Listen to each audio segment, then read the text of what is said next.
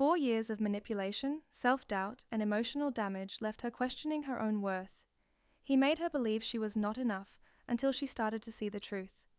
This story dives deep into how toxic relationships can reshape identity, and how healing begins when you challenge the lies you were forced to believe. Her journey is not just about revenge, but about rediscovering self-worth and learning to trust again. Because sometimes the greatest victory is not destroying someone else. It's finally rebuilding yourself. Like and share to support more stories like this. Thanks for watching.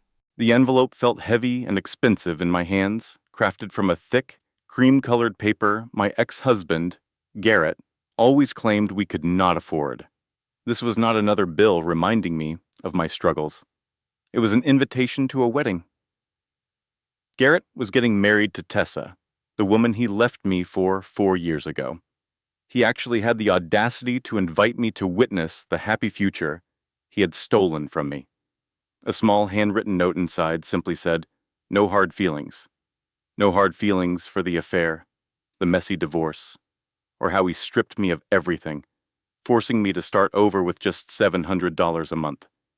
I just sat there for hours in my tiny apartment, staring at that single piece of paper. The silence in my apartment was deafening, while my twins were at school, and the coffee in my mug grew cold. That is when my gaze fell upon the date. June 15th. It was our wedding anniversary. He had deliberately chosen the very day we had pledged our lives to each other to marry her. In that one sharp moment, a decision formed in my mind. I was going to that wedding, but I would not be the broken, pitiful woman he was expecting. I would be a reminder of everything he had lost. And I had 18 months of secrets on my side to make sure he understood. My name is Rebecca, and this is the story of how I showed up at my ex-husband's wedding on a billionaire's private jet, with our 2 children standing beside me. I was going to ruin his perfect day by doing one simple thing, telling the truth. So, you will definitely want to hear what happens next, because he had no clue what was coming his way. The costly invitation rested on Rebecca Hartwell's little kitchen counter. The apartment was completely, almost painfully still. Her children, Evan and Emma, were in school. Her coffee had gone cold an hour ago, but she had not taken a single sip. The invitation felt like it was taunting her. She would pick it up, look at it, and then place it back down. Her phone was lying right next to it. It would be so easy to call her friend Diane. She considered tearing the invitation into 1,000 tiny pieces, pretending she had never received it. Instead, she opened her laptop. An email from a man named Julian was waiting in her inbox, unopened. She glanced back at the invitation. Garrett Michael Sullivan and Tessa Marie Brightwell request the honor of your presence. Her hand started to tremble, causing the heavy paper to shake. Inside, a note was written in his recognizable script. It was the same handwriting from the love letters he used to send, and the very same signature that appeared on their divorce papers 4 years ago. "Becca," the note began, "I know this might seem unusual, but I truly hope you can make it. The kids should see that their parents are both moving forward and are happy. No hard feelings. All the best, Garrett. No hard feelings." She read that line 3 separate times, and it made less sense each time. No hard feelings for cheating on me? For the divorce? For taking nearly everything and leaving me with a mere $700 a month while I got. Or else would I only see my children on weekends? She looked at the date one more time, making sure her eyes were not playing tricks on her. June 15th. The breath caught in her throat. June 15th was their anniversary, the day they were married 12 years earlier. It was the same day she had worn her grandmother's delicate veil and promised to love him for the rest of her life. He had picked that exact date to marry someone else. The invitation slipped from her fingers and landed face up on the counter. A vivid memory flooded her mind. It was 4 years ago, almost to this exact day. Garrett had returned from work early.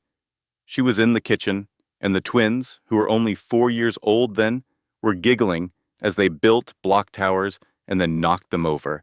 She was preparing his favorite meal, spaghetti. He just stood in the doorway, loosened his tie, and stared at her with cold, distant eyes. "We need to talk," he had said. Those 4 little words shattered her entire world. "I want a divorce." There was no warning, no explanation, and no opportunity to even attempt to fix what was wrong. She remembered the wooden spoon falling from her hand, splattering red sauce on the floor. And her shirt. "What? Why, Garrett? What are you talking about?" He replied, "I have met somebody else, someone who understands me, who supports my career, someone who is not like this."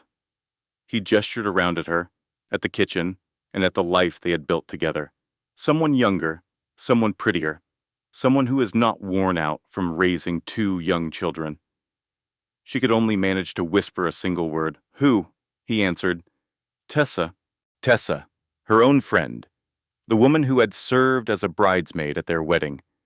The very same woman who had smiled as she watched them renew their wedding vows just 3 years before that terrible day. Rebecca shook her head, trying to force the painful memory away.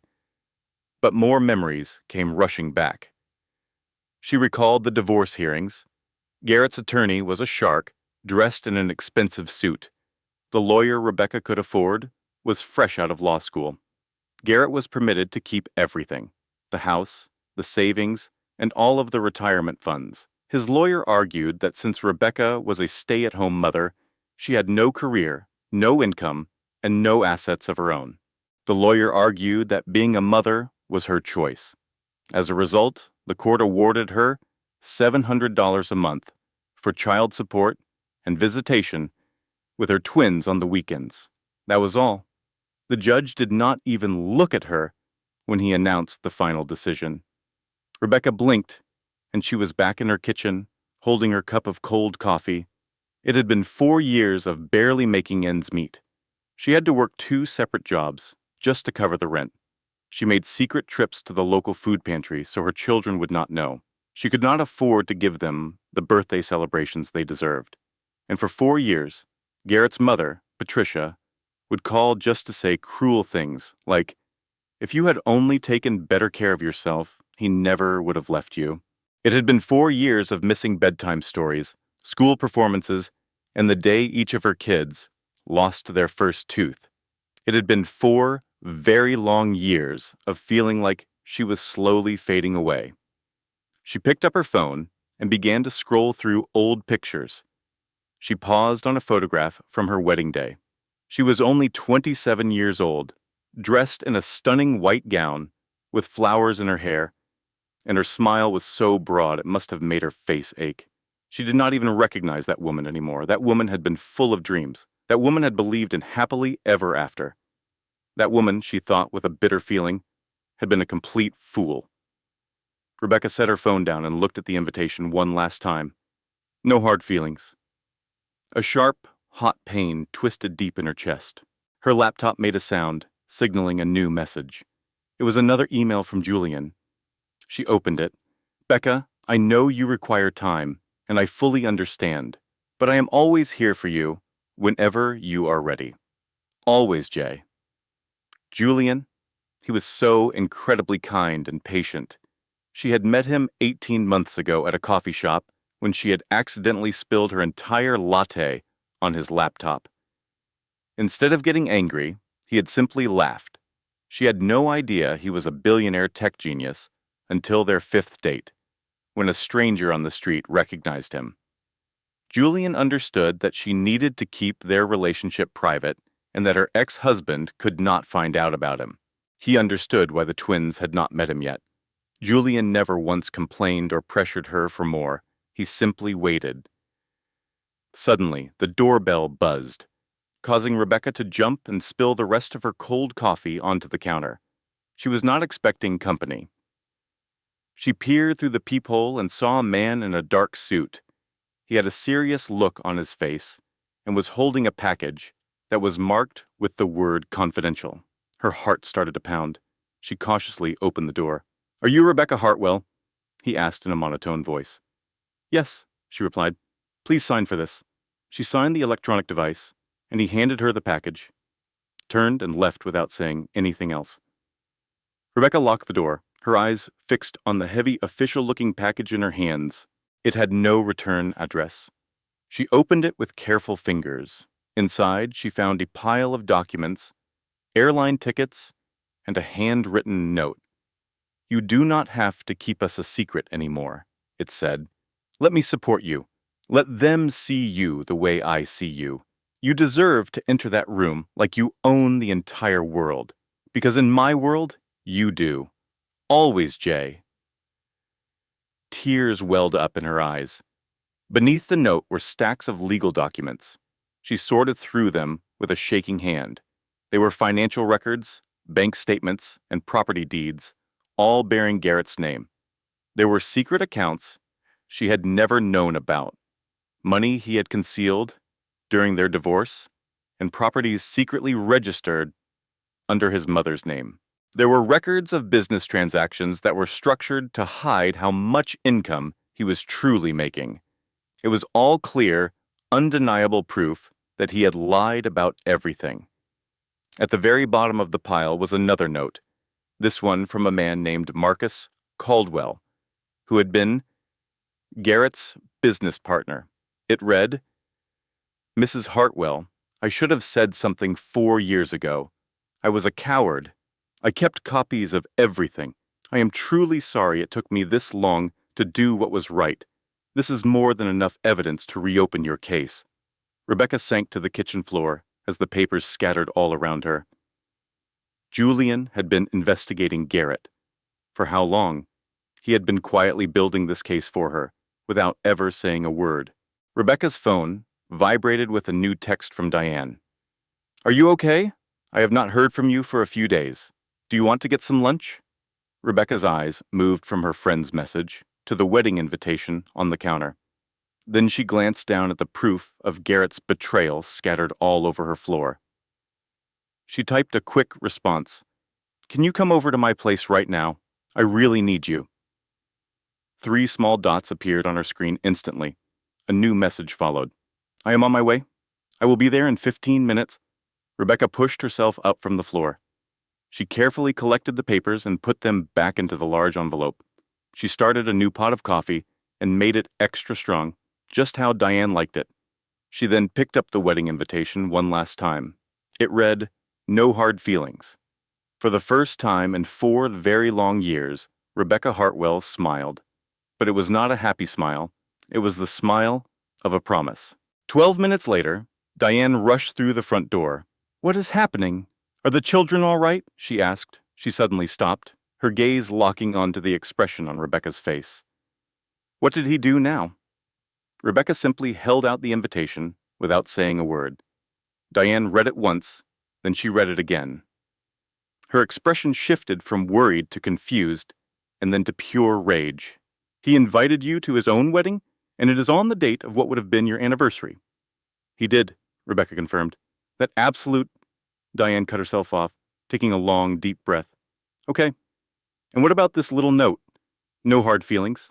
Has he completely lost his mind? I think he actually believes it, Rebecca said in a low voice. Of course he does, Diane scoffed with a bitter laugh. He is Garrett Sullivan, the man who is never wrong about anything. She slammed the invitation down on the kitchen counter. Please tell me you are not actually considering going, Diane said. I just do not know, Di. I honestly have no idea. Diane looked closely at her friend's face. She always knew when there was something more to the story. There is another part to this, is not there? What is it? Rebecca handed her the large envelope. Diane began to sift through the papers inside. She started reading them, slowly at first, but then began flipping through them more and more quickly. Her eyes grew wider with every single page she turned. Oh my goodness, she whispered. He hid all of this from you during the divorce?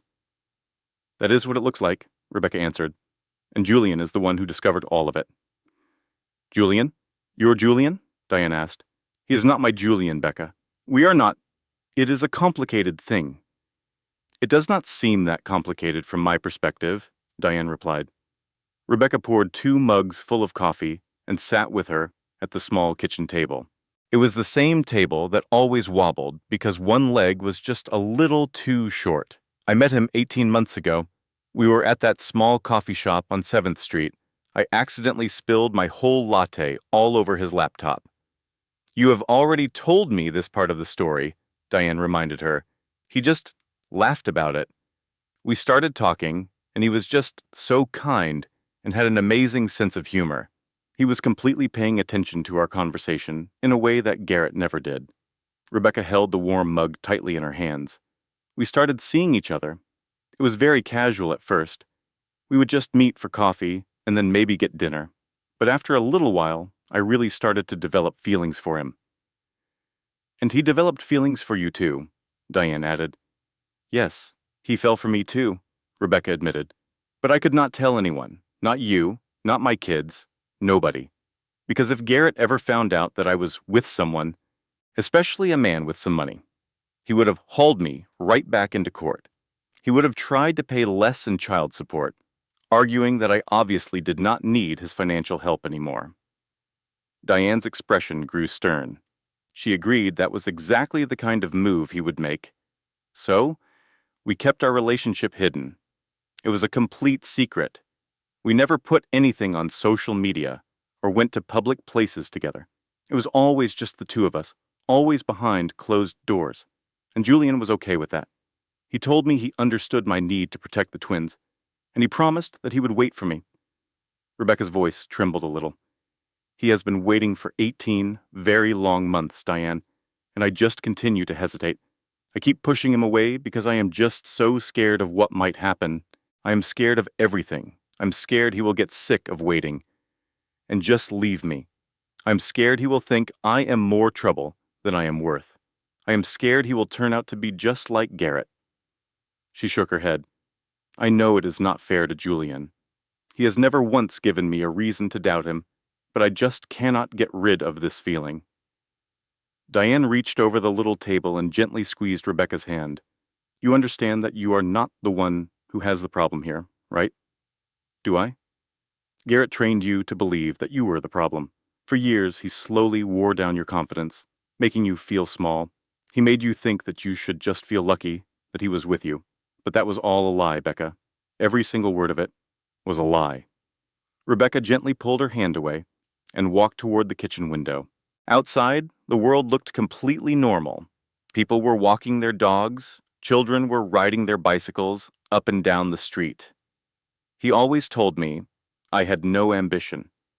He said I had let myself go, that I was not fun to be around anymore.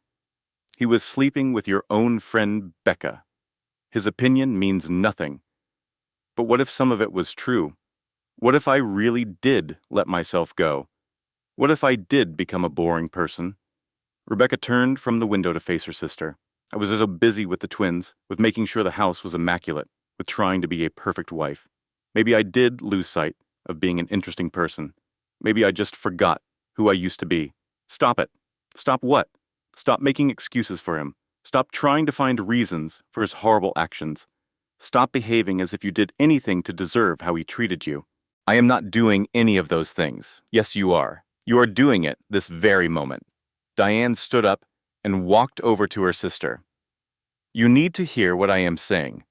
Garrett Sullivan is a liar, a cheater, and a complete fraud. And I mean that in every sense of the word. The proof is sitting right there on your table. He stole money from you. He hid his own assets from you. He actually broke the law. And you are standing here in your kitchen, worried that you were not attractive enough for a man like him? Rebecca's eyes started to burn, and she blinked quickly to hold back the tears. I see the woman in our wedding pictures, and I do not recognize her at all. I have no idea what happened to that person. She is still right here. She has just been pushed down for so many years that she forgot how to get back up. The tears finally escaped, running down her cheeks, hot and fast and full of anger. Diane wrapped her arms around her. Rebecca cried on her sister's shoulder, finally releasing 4 years of pain that she had held inside. I am just so unbelievably tired, Diane. I am so tired of this endless fight, of pretending to the whole world that I am okay. I am tired of wearing a happy mask when I feel like I am slowly going under. I know you are. I work 2 different jobs, and I still do not have enough money for new shoes for the kids. I cannot even imagine taking them on a vacation. It feels like I am not able to give them anything. You give them your love. That is much more than Garrett ever did. But is that truly enough? It is everything to them. They stood like that in the middle of the small kitchen until Rebecca's sobs started to fade. When she finally stopped crying, Rebecca stepped back, wiped her eyes, and let out a small laugh. I think I got snot all over your shirt. I have 3 children. I have had much worse things than snot on my shirts. They returned to the wobbly kitchen table, and Diane poured them both more coffee. So, what are you going to do next? Diane asked. About the invitation? About Julian? About this whole situation? I have no idea. It feels like I have 2 options, right? I can take all of this proof to the court, completely destroy Garrett's world, and finally get the money I was owed from the start. Rebecca paused for a second. Or I can just show up at that wedding. I can make him look at the woman he was stupid enough to let go. I can show him that I am not a broken person anymore. You know, those 2 options do not have to be separate things. You have the ability to do both of them. Do you honestly think that is possible? Absolutely. You hand all of that evidence over to your lawyer, let him handle all the legal filings, and while the justice system does its work, you will walk into his wedding with a billionaire by your side. You will show him exactly what he gave up. That feels so vengeful. It is. Be vengeful. He deserves your vengeance. Honestly, he deserves a lot more than that. Rebecca laughed, a genuine laugh this time. It felt unfamiliar, like a sound she had not made in years. Julian wants to be right there with me. He has already bought plane tickets for all of us. Wait, plane tickets? As in, more than one? For private plane? His own personal plane? He wants to fly all of us out there. Me, the twins, and you, if you want to come along. Diane's jaw practically hit the floor. Wait, your boyfriend has his own private plane? He is not my boyfriend, Becca corrected automatically, before letting out a heavy sigh. Okay, fine. You're right. My boyfriend owns a private plane. And you are sitting here, worried that you are not interesting enough? Honey, you are with a man who has his own airplane.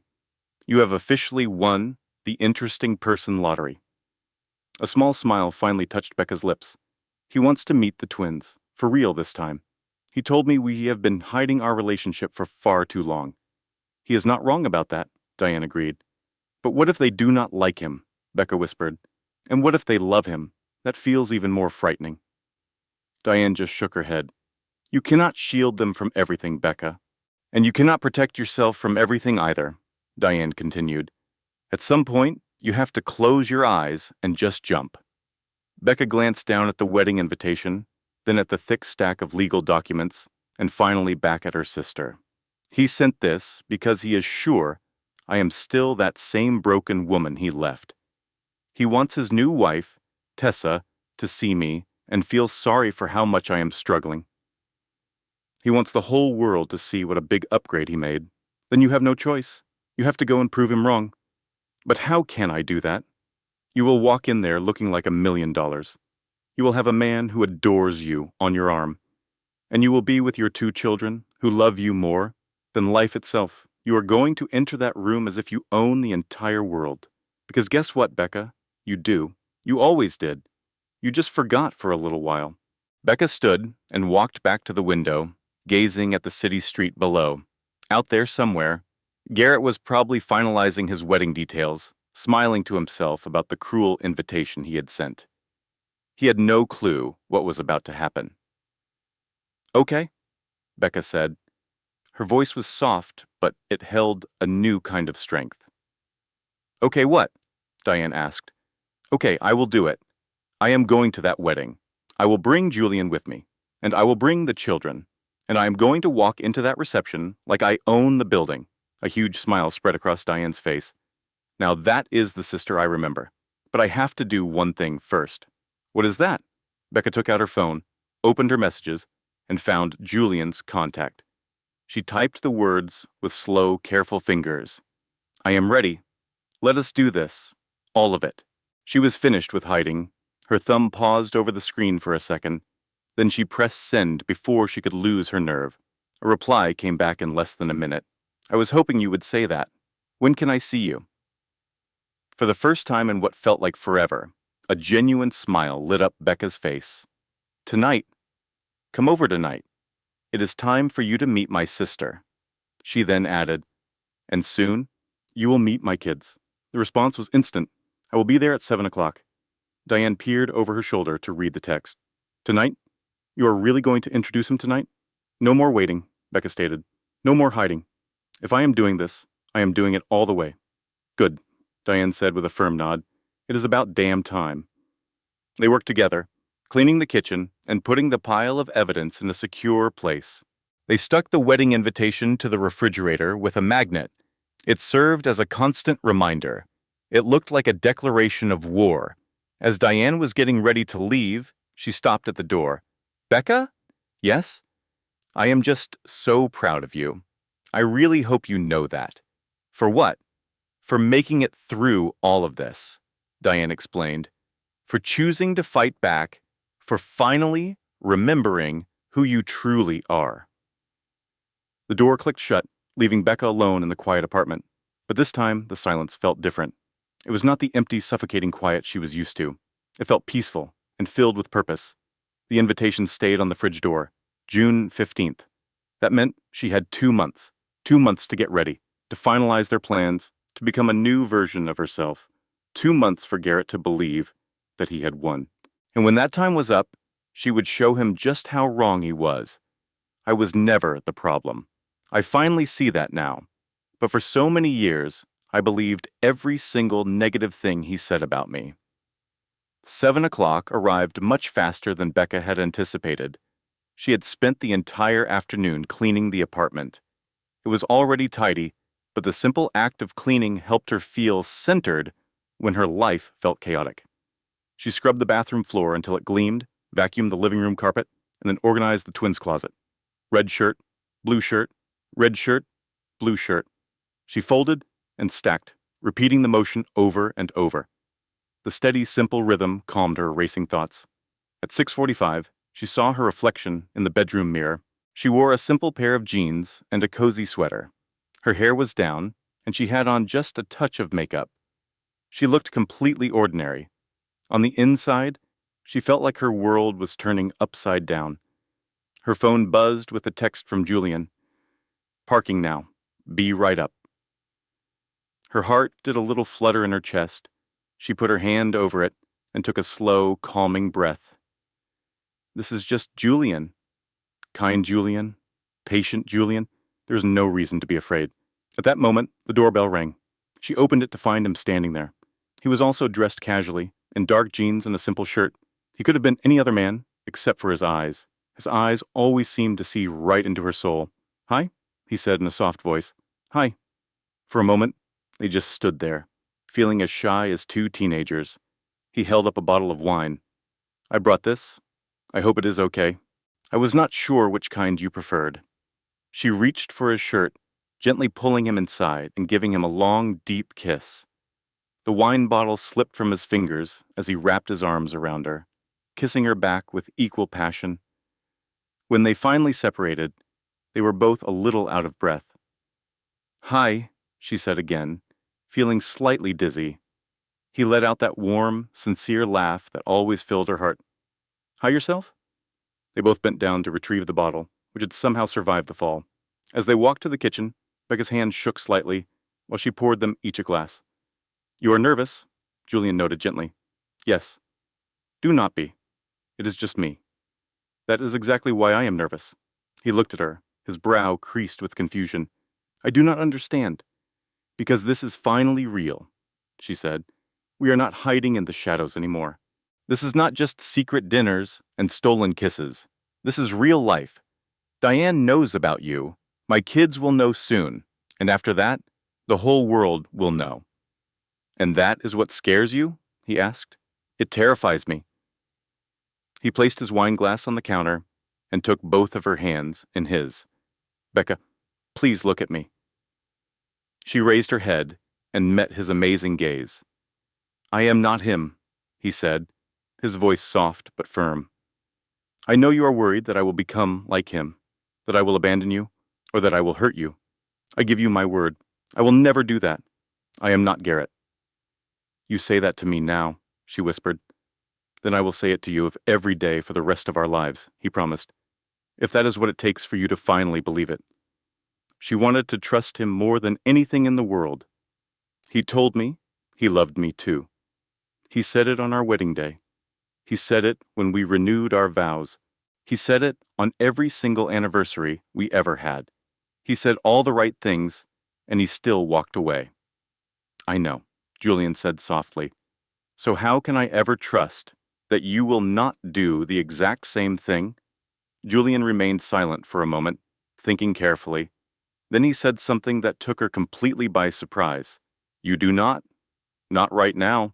Trust is not something you can just decide to give someone. It has to be earned, and I have not earned yours yet, but I promise you, I will.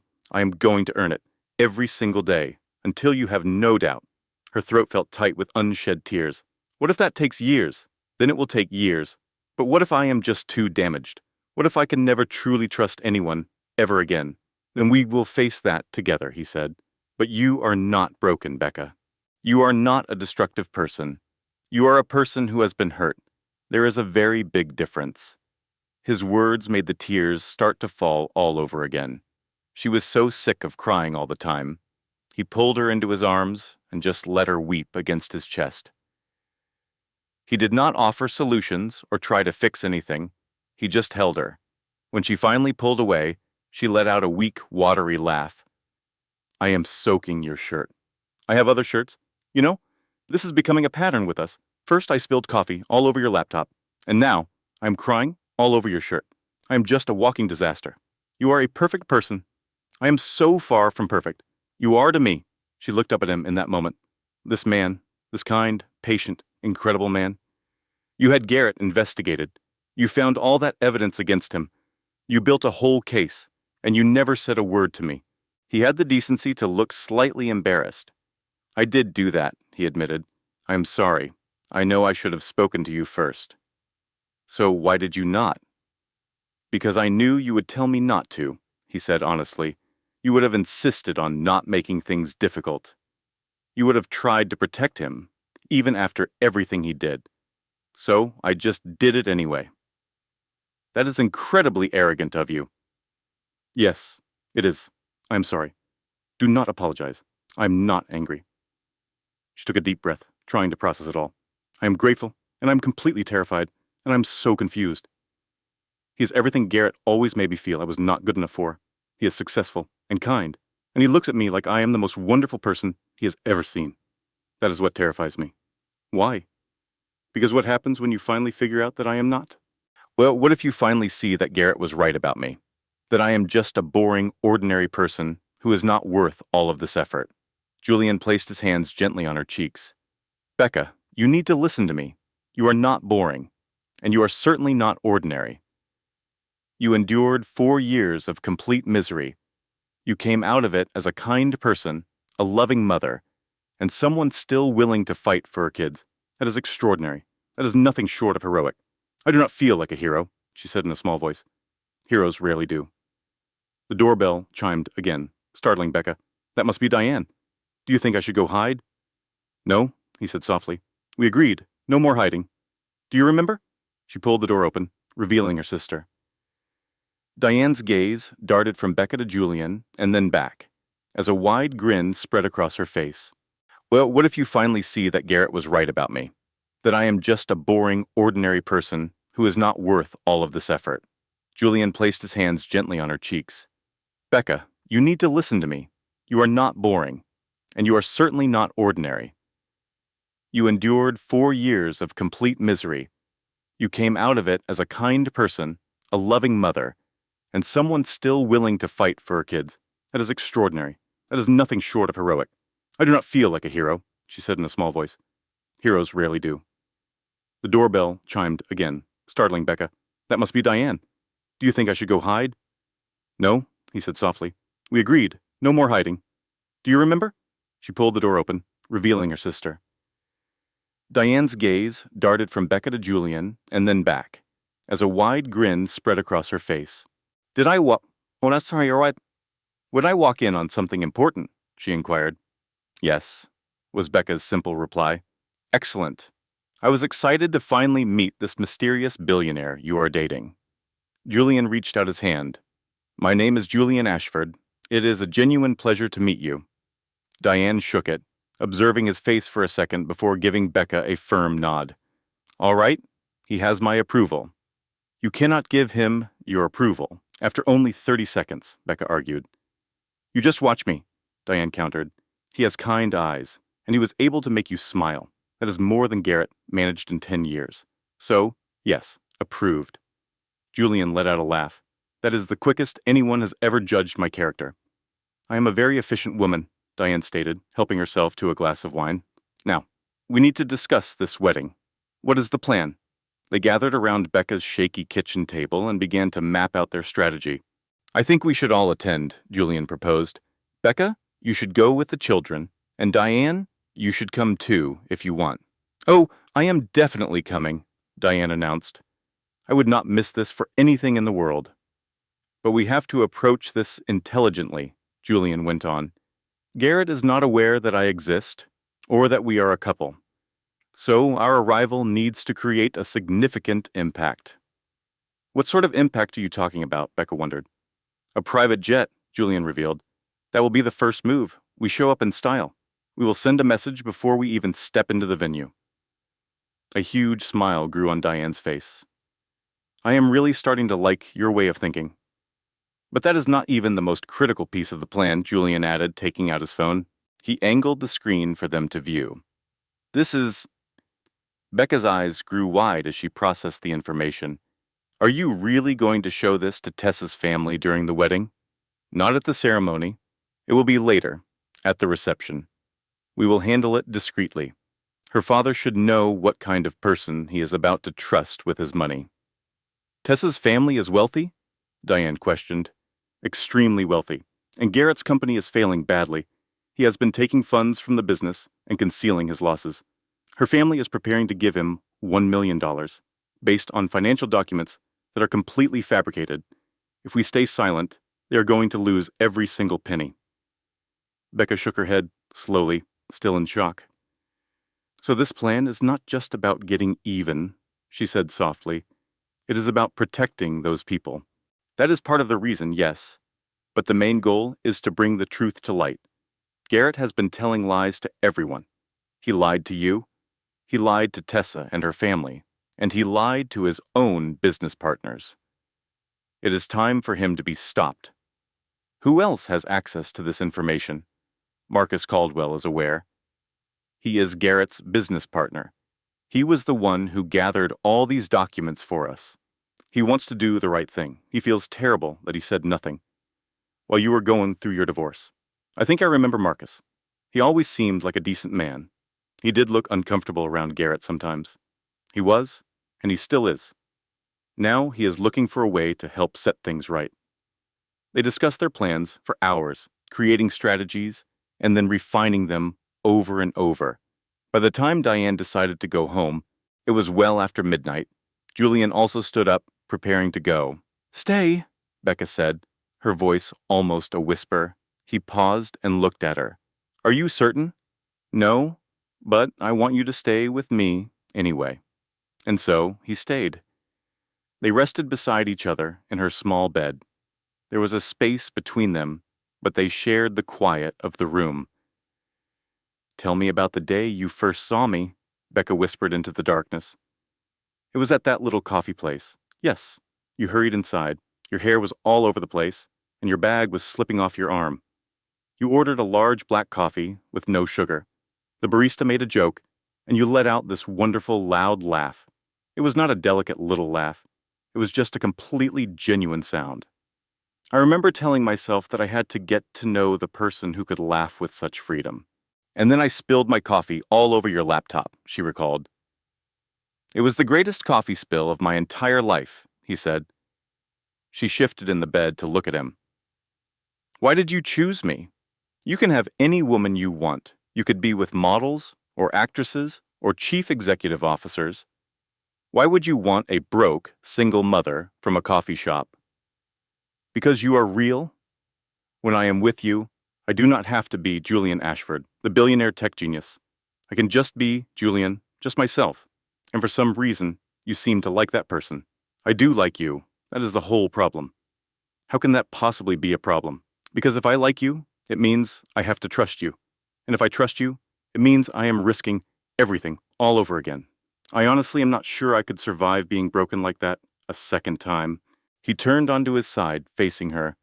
If that is the case, do not think about forever. Let us just think about right now, in this one moment. Are you okay? In this moment? Yes.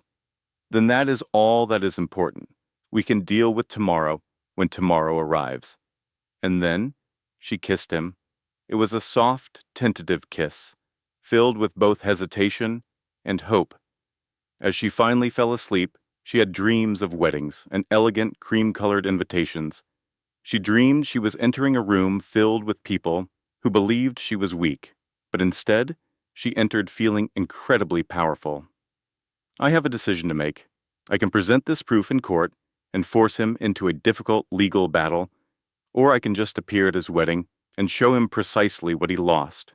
Both options felt like a form of justice, but neither of them felt like it was quite enough. The following 2 weeks went by in a flash. Becca submitted the required paperwork, handed the proof to her lawyer, and began the steps to reopen her divorce agreement. Her lawyer was a very smart woman named Jennifer Martinez. She examined each document, her eyes getting wider with every page. This is significant. This is extremely significant. How did you obtain this information? It came from a friend? That is a very good friend to have. This is not just enough to reopen your case. This might be enough to bring criminal charges against him. Is that a route you wish to take? Becca considered it. She imagined Garrett in handcuffs, in a courtroom, locked in a prison cell. There was a time when she thought that was exactly what she desired. But sitting in Jennifer's office, she understood that something inside her had shifted. She no longer cared what happened to Garrett. She only wanted what was fair for her and her children. Let us begin by reopening the case. We will fight for a just settlement. We can think about criminal charges later on. Jennifer gave a nod. That is a wise choice. We will handle this one step at a time. How long do you think this will take? Months? It could even be a year. These types of cases can take a long time, particularly if the other person is ready to fight. And Garrett will definitely fight. This will make him look very, very bad. Good, Jennifer smiled. I like your attitude. Let us go take him apart. Becca walked out of the office, feeling lighter and much more confident. She had completed the first step, which is always the most difficult. Now she had to take the second. Julian wanted to formally meet the twins. The idea alone filled her with a sense of dread. She spoke to them gently, sitting them both down one evening after they ate dinner. They were 8 years old enough to understand. Mom, you have your serious face on, Emma pointed out. Did we get in trouble? No, sweetheart. Nobody is in trouble. I just have to discuss something very important with you. Evan set his tablet aside. Is this about Dad? No. Well, it is, in a way, but this is mostly about me. Okay? They both looked at her with worried expressions. I have a friend, a very good friend.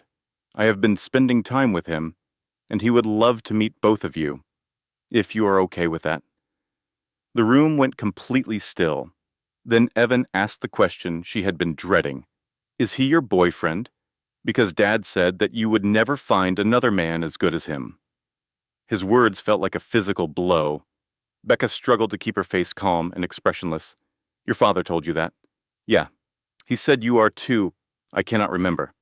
He used some big words I did not understand, but he said no man would ever want to be with you. Emma nodded head in agreement.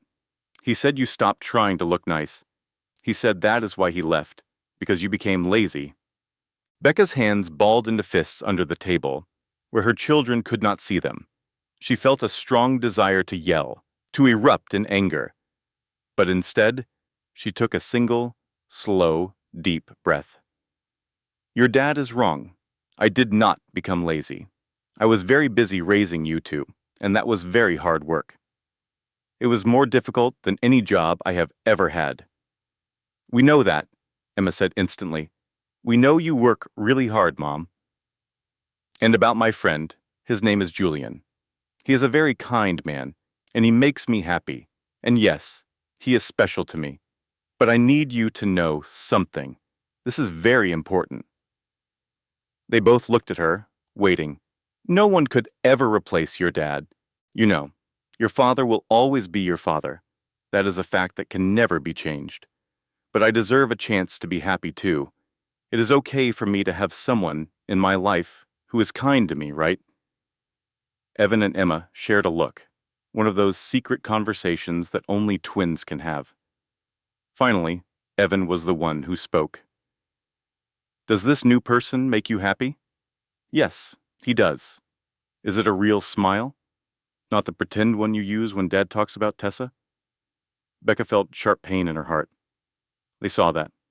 Of course they saw everything. They are real smiles. In that case, I suppose it is all right. Emma gave a small nod. So, when do we get to meet him? How about this weekend, on Saturday? We could all go to the park and maybe have some ice cream afterward. We will just enjoy the day.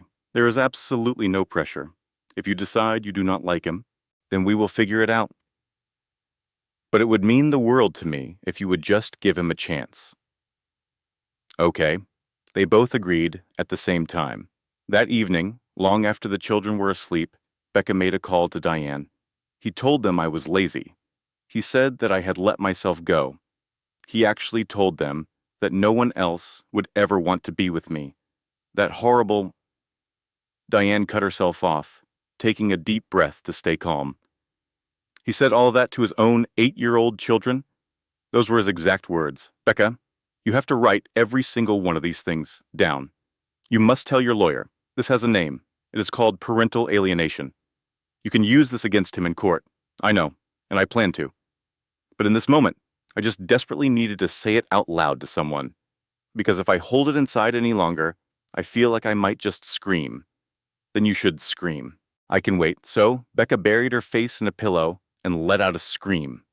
It was a powerful, extended, and furious sound.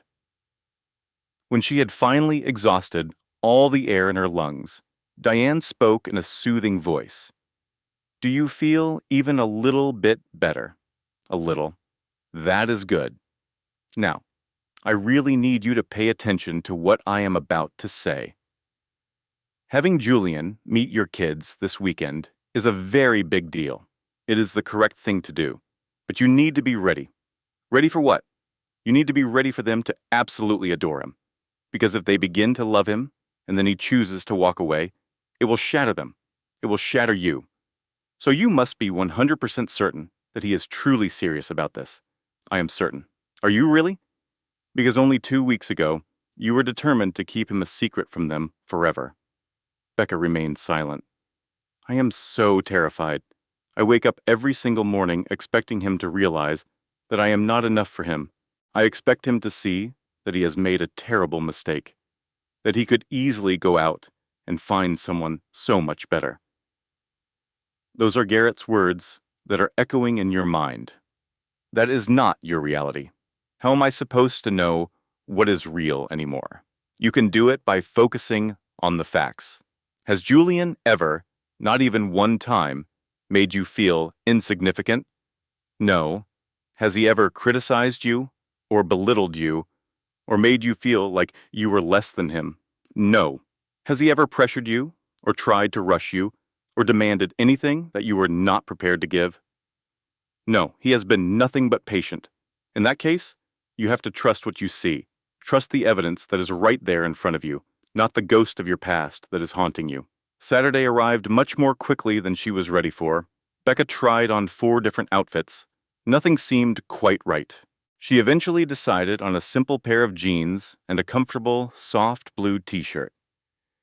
Julian, her new boyfriend, was scheduled to arrive at 10 in the morning. He pulled up in a regular car, not some expensive sports car, but a simple sport utility vehicle. The twins climbed into the back seat, their bodies stiff, and their expressions impossible to read. "Hello?"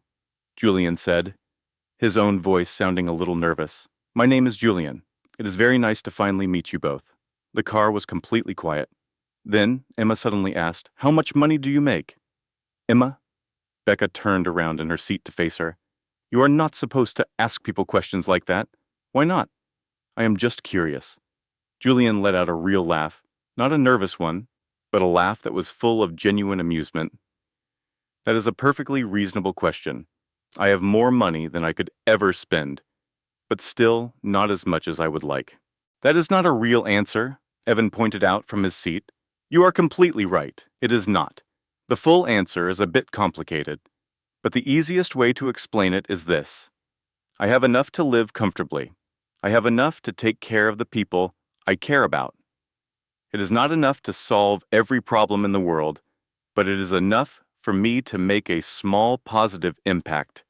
Evan thought about that for a moment. "Are you trying to win us over with things? My dad's girlfriend does that. She always brings us presents because she wants us to like her."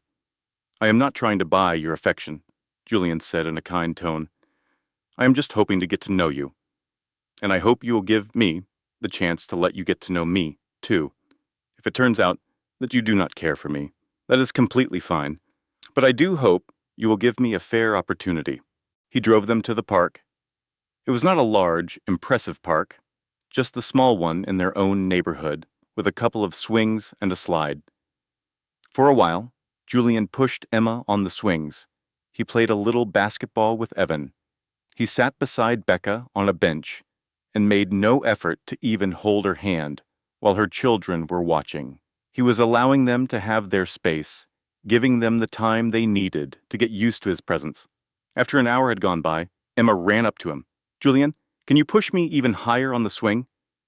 Becca felt her stomach tighten. Emma had called him by his name, not Mom's friend, but simply Julian. For lunch, he took them all to the kids' favorite pizza restaurant. It was nothing fancy, but soon they were all laughing and talking together, almost like a real family. Evan told Julian all about his math class and explained his love for finding hidden patterns in numbers. Emma presented her latest art project, a drawing of a dragon that could breathe fire of different colors depending on its mood. Julian listened closely to both of them, paying real attention. He asked them smart questions and remembered every little detail they shared. When he drove them back to their apartment, the twins immediately ran inside to play. Julian and Becca stood next to his car. "Your children are incredible," he said softly.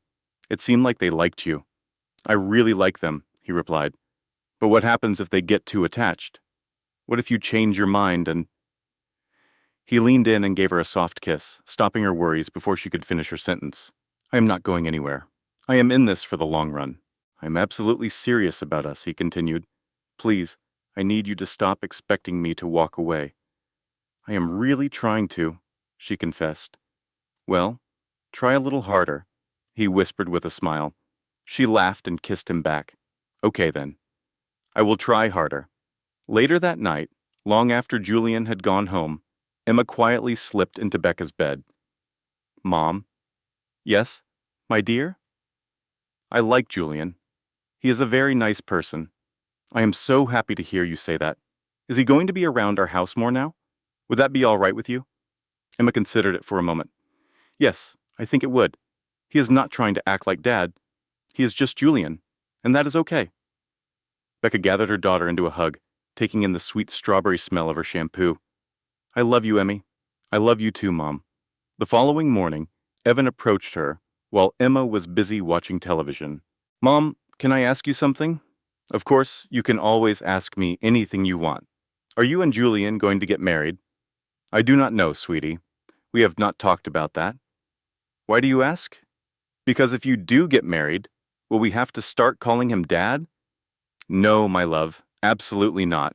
You already have a dad. Julian would just be Julian. He would be another grown-up in your life who loves you, but he would never replace your dad. He would never be your dad, unless that was something you wanted many years from now."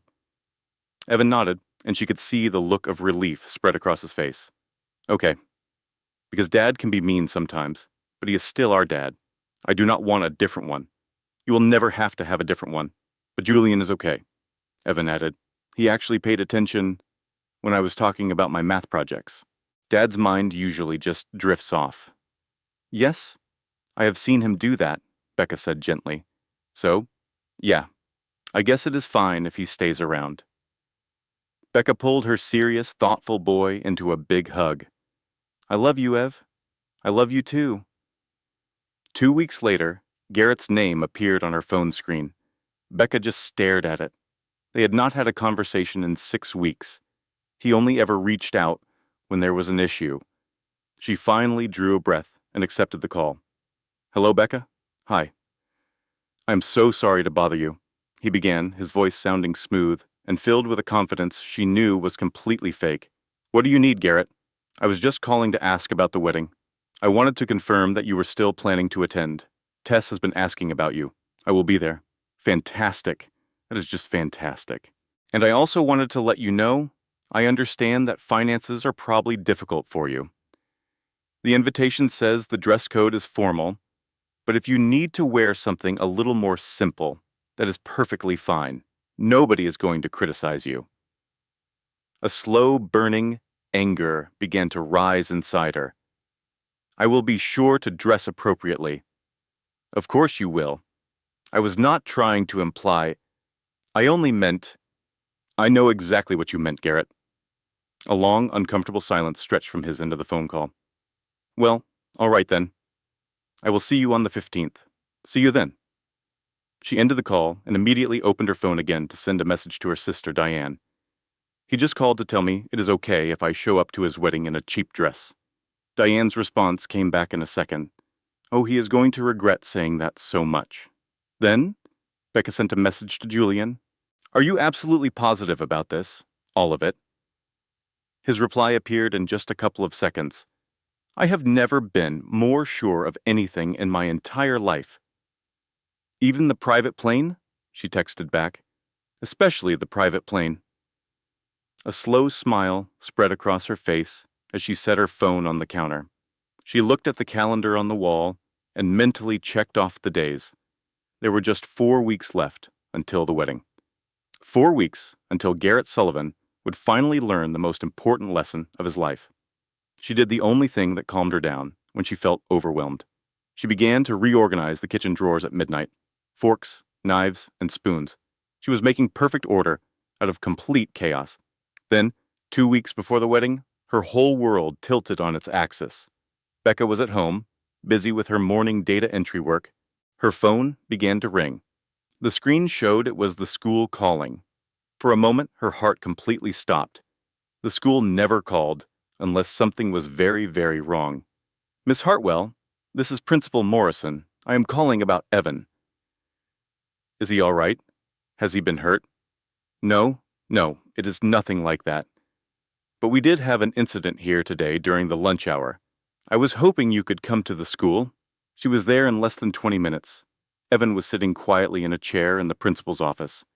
His lip was cut and bleeding, and his knuckles were red and raw. Another boy was sitting on the opposite side of the room crying. What happened here? Becca asked, her voice trembling slightly. Principal Morrison heaved a heavy sigh. The boys were in a fight. Evan struck Tyler. Evan doesn't hit, Becca said immediately, without a hint of doubt. I know that. That is why I called you before simply suspending him. But he did hit Tyler. He hit him quite hard. We believe Tyler's nose may be broken. Becca looked over at her son, her calm and sweet boy, who loved to line up his toys, according to their color. Why? She asked him in a very soft voice. Evan just kept his eyes fixed on the floor. He said something. What did he say to you? He called you a gold digger. He said you were just dating a rich guy for his money. He said everybody knows we don't have any money and that you are desperate and you are probably... His voice trailed off. I can't say the other words. They were very bad words. The other boy's mother suddenly burst into tears. Tyler, why in the world would you say such a terrible thing? Tyler sniffled through his tears. My dad said it. He said it last night. He said that Garrett Sullivan's ex-wife is seeing some billionaire now, And everyone knows she's just after his money. He said it at the dinner table. I was only repeating what I heard him say. The entire room went completely silent. Becca's vision narrowed until she could only focus on one thing. Who is your father? His name is Mark Richardson. He works for the same company as Mr. Sullivan. Of course he did. It all made perfect, horrible sense. Garrett had been spreading rumors to everyone. She knelt down in front of Evan and gently cupped his face in her hands. You were trying to defend me. He was telling lies about you. I know he was, but we do not hit people. We never hit, even when they tell lies. But No, I understand that you felt very angry. I know you were just trying to protect me, but getting violent is never the right way to solve a problem. Tears began to fill Evan's eyes. I am sorry. I know you are, my sweet boy. She pulled him into a tight hug and held him close. But you still need to apologize to Tyler, and you have to accept whatever punishment Principal Morrison decides is fair. They eventually worked everything out.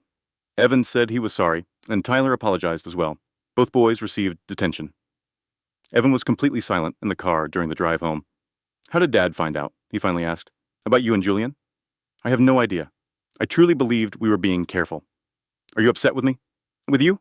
No, never. With this entire mess? I am absolutely furious. When they walked into their apartment, Emma was already there. Diane had picked her up from school. What on earth happened? Diane asked right away. Why does Evan look like he just finished a boxing match? He was defending my honor with his fists, Becca explained, feeling completely drained. Diane looked over at Evan with a clear sense of pride. That's my boy. Di, please do not encourage this. I am not encouraging him to be violent. I am just appreciating his reason for doing it. That night, long after the twins were fast asleep, Becca placed a call to Julian. Garrett knows about us. How did he find out? I have no clue, but he is telling people I am a gold digger, that I'm just with you to get your money. Julian was quiet on the other end of the line for a moment. Does it upset you, the things he is saying? Yes. No. I am not really sure. It upsets me that Evan got into a fight over it. It bothers me that people are gossiping about us and about me. Becca, Julian said in a gentle voice, people are always going to find something to talk about. If you're with me, they will call you a gold digger. If you decide to stay single, they will call you bitter and lonely. If you date a man who doesn't have money, they will say you have no ambition. You can't ever win a game like that, so you just have to quit playing. It doesn't feel quite that simple, she argued. It is exactly that simple. The only opinions that should ever matter to you are your own, your children's, and maybe your sister's. Let everybody else think whatever they want to think. For some reason, that doesn't feel like it is enough. Then you tell me, what would be enough? She thought about his question, really and truly considered it. I want him to see me. I do not just want him to see that I am with you, but that I am thriving. I want him to know that I survived everything he put me through, that I am a much stronger person without him. Then that is precisely what we will show him, Julian said, with absolute certainty. The very next day, Garrett called her again. She saw his name on the screen and let the call go straight to voicemail. Becca, we really must talk. I heard a rumor that you are seeing someone. I think that is wonderful. I really do. I am happy for you. But I have to know if this new relationship is serious. Because if it is, then we need to have a conversation about how that will affect the kids, our custody arrangement, and the child support payments. Please give me a call back. She deleted his message without thinking twice and immediately dialed her lawyer. He's just trying to get information, Jennifer said. He wants to know if he can lower his support payments now that you're with a man who has money. Can he do that? Only if you two get married. Dating doesn't change anything in a legal sense, but he will definitely try to push it. Men like Garrett always do. So what am I supposed to do? Do not answer him. Do not give him any fuel for an argument. Let him sit and worry. When we present all of our evidence in court, We are going to completely crush him. Becca hung up the phone, breathing a little more easily. That afternoon, Emma came home from school with a new drawing. It was a picture of their family. The drawing showed her, Evan, Emma, and a tall man with very kind eyes. "Who is this?" Becca asked, even though she already knew the answer. "It is Julian. He is part of our family now, isn't he? Would you like him to be?" "Yes. He is so nice, and he makes you smile. You never smile when Dad is around."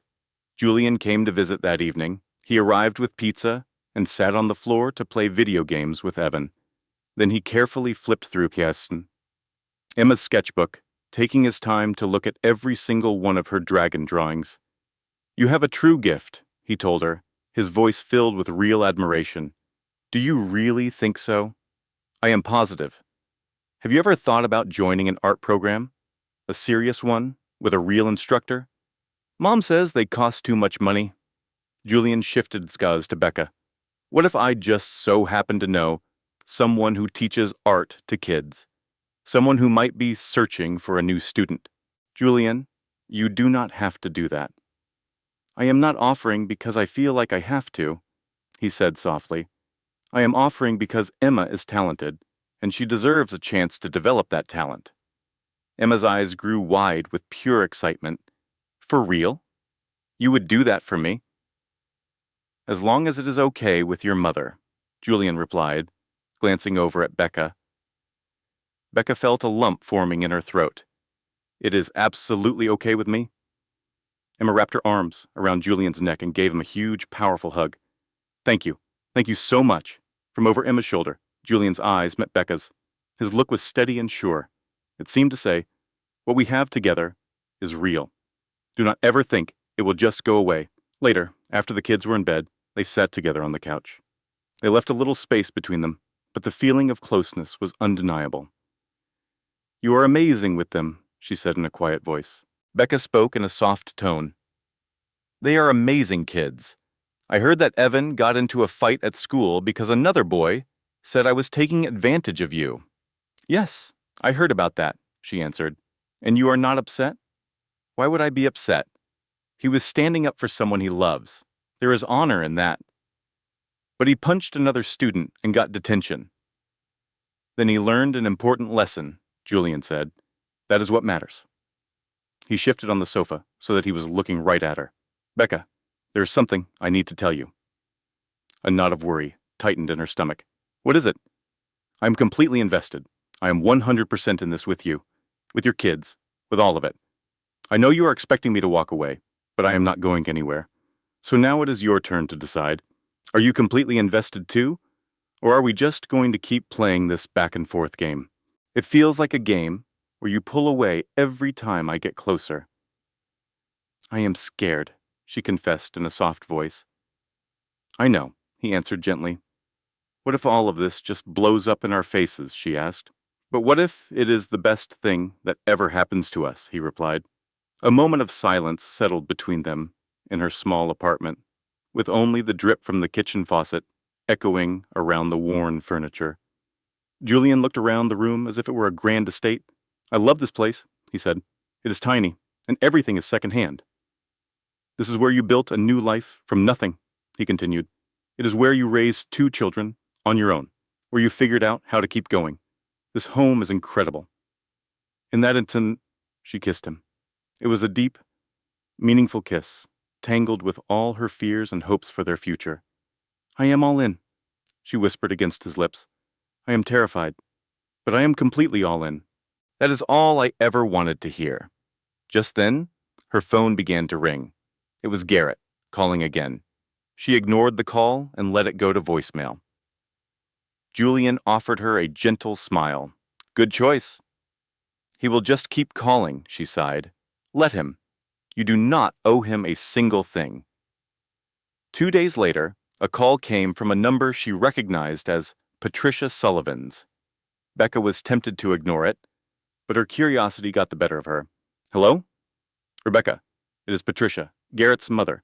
We need to talk. I do not think we have anything to talk about. This is extremely important.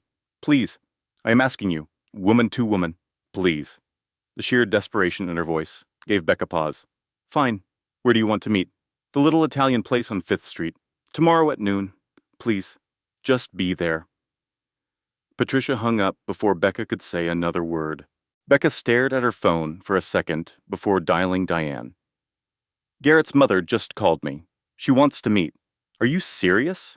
The same woman who spent 10 years making your life a nightmare. That Patricia? Yes, that is her. What could she possibly want? I have no idea, but I am going to find out. Oh no, I am coming with you, Diane stated firmly. You really do not have to do that. I am coming. That is not up for discussion. If she tries anything, I will be right there to stop her. End of story. So the next day, the two sisters walked into the restaurant together. Patricia was already there, tucked into a corner booth. She looked much older than Becca remembered, her face etched with exhaustion and sadness. Thank you for coming, Patricia said as they sat down. What is this all about? Diane asked, getting straight to the point. Patricia ignored her completely, her gaze fixed only on Becca.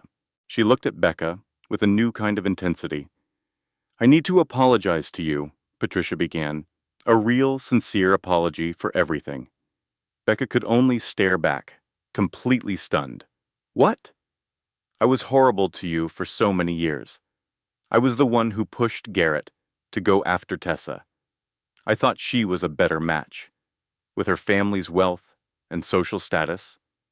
I honestly thought I was doing what was best for my son. I was wrong. I was so terribly wrong. So why are you telling me this now? Becca asked, her voice cautious. Patricia's hand trembled as she reached for her glass of water. Because Garrett's company is about to go under. It has been failing for the past 2 years. The only thing keeping it alive is Tessa's family money.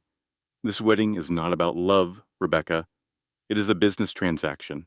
And he is lying to them about every part of it, she finished. Diane leaned forward, her interest piqued. How do you know all this? Marcus told me, Patricia replied. He is Garrett's business partner. He has been keeping a secret record of everything because he feels so guilty. He wants to make things right. Why now? Becca asked again, still trying to understand. Patricia looked directly into her eyes. Because I saw what my son did to you, and now I see him getting ready to do it to another woman who does not deserve it. I am just so tired of protecting him from the consequences of his own actions. She pulled a thick folder from her large handbag. This has everything. It is even more proof than what you already have. There are bank statements and copies of text messages in here. There are also emails. It proves every single lie he told during your divorce. Becca reached out for the folder, her own hand shaking. Why are you giving this to me? Because you are a decent person. You deserved so much better than how my son and I treated you. I cannot change the past, but I hope this can help you build a better future. They sat in the quiet restaurant, the woman who had once shattered Becca's confidence now handing her the very tools she needed for justice. I do not know what to say, Becca admitted. Say you will use it, Patricia urged. Promise me you will expose him. Promise me you will not let him destroy Tessa the way he destroyed you. Becca looked over at Diane, who gave her a firm, encouraging nod. I will expose him, all of it. Patricia nodded, then stood to leave. Patricia? Becca called out, stopping her. Will you be at the wedding? I have to be. I am his mother. But I will not be celebrating. She paused for a moment. I want you to walk into that wedding as if you own the entire building, because you do. You always did. You just forgot for a while. After Patricia left, Becca and Diane sat in silence. Well, that was unexpected, Diane finally said. I do not even have a word for that. Redemption, maybe? Or just regret? Maybe both. Becca opened the folder and began to flip through the pages of evidence. This changes absolutely everything, Becca said, her voice filled with awe. This is more than I ever could have dreamed of. So, what is the plan now? Her sister asked. Becca closed the folder and met Diane's gaze. I am going to that wedding. I am going to walk in with Julian and my kids, and I'm going to show everyone who Rebecca Hartwell is now. Yes, you are, Diane cheered, and they high-fived across the table. For the first time in 4 long years, Becca felt like she was finally going to win. He still sees me as that same person, she thought. The woman who used to say sorry for taking up space. The one who made herself smaller so he could feel bigger. That woman is gone forever. 10 days before the wedding, Garrett's name flashed on her phone screen again. Only this time Becca answered. "Hello, Garrett." "Becca, finally. I have been trying to reach you. I have been busy." "So, I see. Listen, I need to talk to you about something. It is about the new guy you are with. His name is Julian." "Right, Julian, the tech billionaire. Is that him?" "Yes," she said simply. There was a long silence on his end of the line. She could practically hear the gears turning in his head as he completely reevaluated his strategy. "How long have you two been seeing each other?" "Why is that any of your business?" "Because if this is serious, then we need to talk about our custody arrangement and the child support. All of it." And there it was, the real reason he had called. "We will not be talking about anything, Garrett." "Becca, be reasonable. If you are with a man that wealthy, you obviously do not need my money anymore." "Actually, the law says I do. My relationship status does not change our legal agreement. We would have to be married for that to happen." Another silence stretched between them, even longer this time. "Are you planning on marrying him?" "That is none of your concern." "It is my concern when it affects my financial obligations," he snapped. A slow, hot anger began to build inside her. "Your financial obligations, not your children, not their well-being, just your wallet. That is all that has ever mattered to you, is not it?" "That is not true." "Really? And you have tried to lower your payments since the day our divorce was final? You fought me on every little thing, every dollar, every single weekend. It was never about the kids for you. It was about control. It was about winning." "I am getting married in 10 days, Garrett said. "Can we please not do this right now?" "You called me," she reminded him. "You are the one who brought this up. So, yes, we are absolutely doing this now." He let out a long, condescending sigh that she remembered all too well. "Look, I was trying to handle this like an adult, but fine. I will see you at the wedding. Try to wear something nice. I know things are tight for you, but Tessa put a lot of work into this. I would hate for you to be an embarrassment." She should have just hung up. She should have refused to engage. But instead, she said, "I will be dressed just fine. You do not need to worry about me." "Good. And Becca, I know this is hard for you, watching me move on, but I really hope we can both be mature about this. For the kids." "Of course, for the kids," she agreed, her voice smooth as ice. "They need to see their parents happy and moving on with their lives. You are 100% right. They do." "So we are okay then?" he asked. "We are perfect." She ended the call and sat in the quiet of her apartment, shaking with a cold rage. Diane walked in 15 minutes later. Becca had not called her, but somehow, Diane just always knew. "So what did he say?" Becca told her sister everything. She repeated every single condescending word that had come out of his mouth. Diane began to pace back and forth inside the tiny living room. "I want to punch him. I seriously, truly want to punch him right in the face." "Get in line," Becca replied. "How are you so calm about this?" "I am not calm at all. I am absolutely furious. But I refuse to let him see it.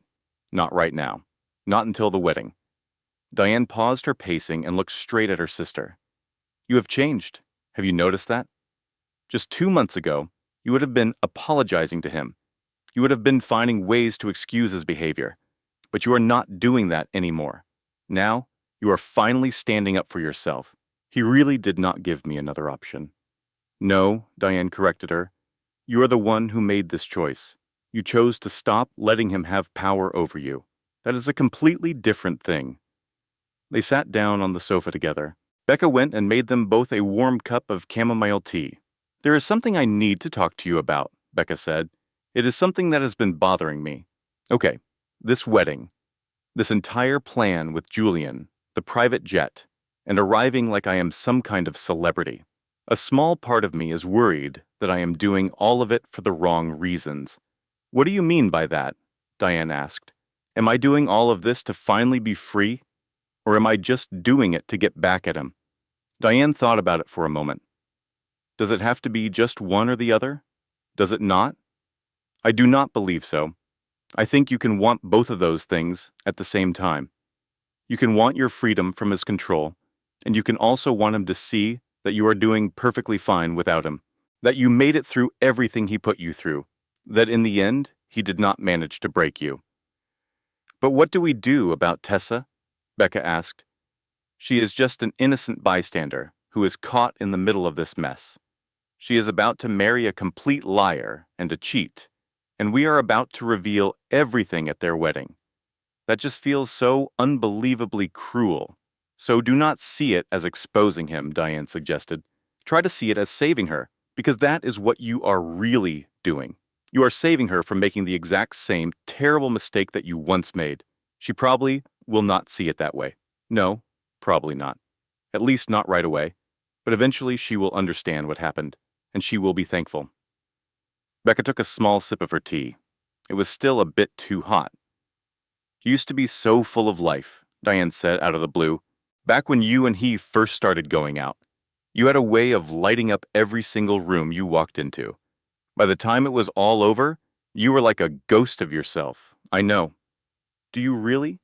Because it still sounds like you think you deserved what he did to you. The room became very quiet. Say it, Becca. Say out loud that you did not deserve it. I did not deserve what he did, she whispered in a small voice. Louder. I did not deserve what he did. Again. I did not deserve what he did. She was shouting now, with tears streaming down her face. All the years of anger and pain that she had kept locked away came pouring out of her. Diane wrapped her arms around her sister, letting her scream and cry until there was nothing left to let out. When Becca finally fell silent, her throat was sore and her face was a tear-streaked mess. But she felt lighter. She felt so much better. Diane's advice was simple and clear. Good. Now hold on to that feeling of anger. Let it build inside you. Use that power when you walk into his wedding and show that man exactly what a wonderful woman he threw away.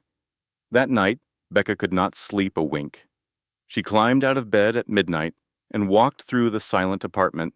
She started to clean everything. She began in the kitchen, then moved to the bathroom and the living room. She scrubbed all the baseboards, washed every window, and even pulled out the refrigerator to clean the space behind it. Whenever her world felt like it was spinning out of control, cleaning helped her feel grounded. She scrubbed and polished everything until her hands were raw and her back was aching. She did not stop until the first light of morning started to appear. The apartment was immaculate, and she was completely worn out. There were still 10 more days to survive. Julian called her at 7 in the morning. Did you get any sleep last night? He asked. How can you tell that I did not? She replied. Because I know you, he said in a gentle voice. What is going on? Becca let out a sigh. Garrett called me yesterday. He wants to talk about changing the child support agreement, now that he knows you and I are dating. I am not surprised to hear that, Julian said. He also told me I should dress appropriately for the wedding. He said that since my finances were tight, he did not want me to end up embarrassing Tessa. Julian was silent for a second. Then he said, Give me his phone number. What? No. Why would I ever do that? Because I am going to call him and tell him exactly what I think about him, Julian said with a firm voice. Julian, no. That is not how we are going to deal with this. Becca, he interrupted, his voice unyielding. He is not allowed to speak to you like that. He does not have the right to make you feel insignificant. Not any longer, she said. This is my battle to fight. This is something that I have to take care of by myself. You do not have to go through it alone, he insisted. I know that I do not have to, she answered, but I need to do it on my own. Does that make any sense to you? He let out a long breath. Yes, it does make sense. But that does not mean I have to be happy about it. You do not have to be happy about it, she agreed. You just have to trust me. I do trust you. 100%. They remained on the phone for another hour, talking about small things and big things. Marcus Caldwell had agreed to help them. He made plans to be at the wedding and was going to speak with Tessa's father during the reception. He would present all the evidence to him at that time. It was an enormous risk that could easily go wrong, but it was the right thing to do. 8 days before the wedding, Patricia called her again. "Rebecca, I am so very sorry to bother you again, but there is something that you need to know." "What is it?" "Garrett can sense that something is not right.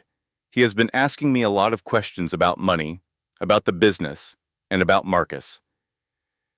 He is starting to become very suspicious." "Did you tell him anything?" Becca asked, her heart racing.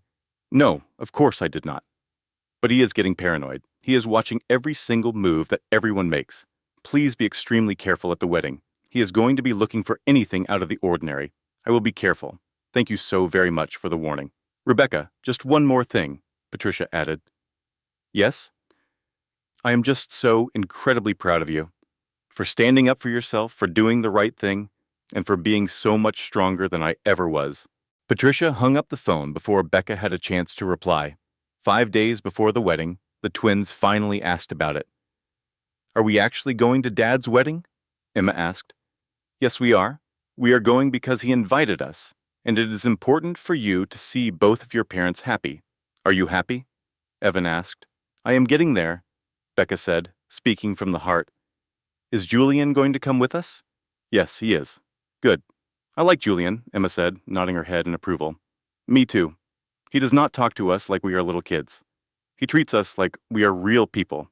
"Dad does that sometimes," Evan said, trying to be fair to him. "Sometimes," Emma agreed, "but Julian does it all the time." Becca felt a sudden sharp pain in her chest. Her children deserved so much more than the life they had been given. Her children, though, were strong, smart, and kind. They were going to be just fine. 3 days before the wedding, Becca found the most perfect dress.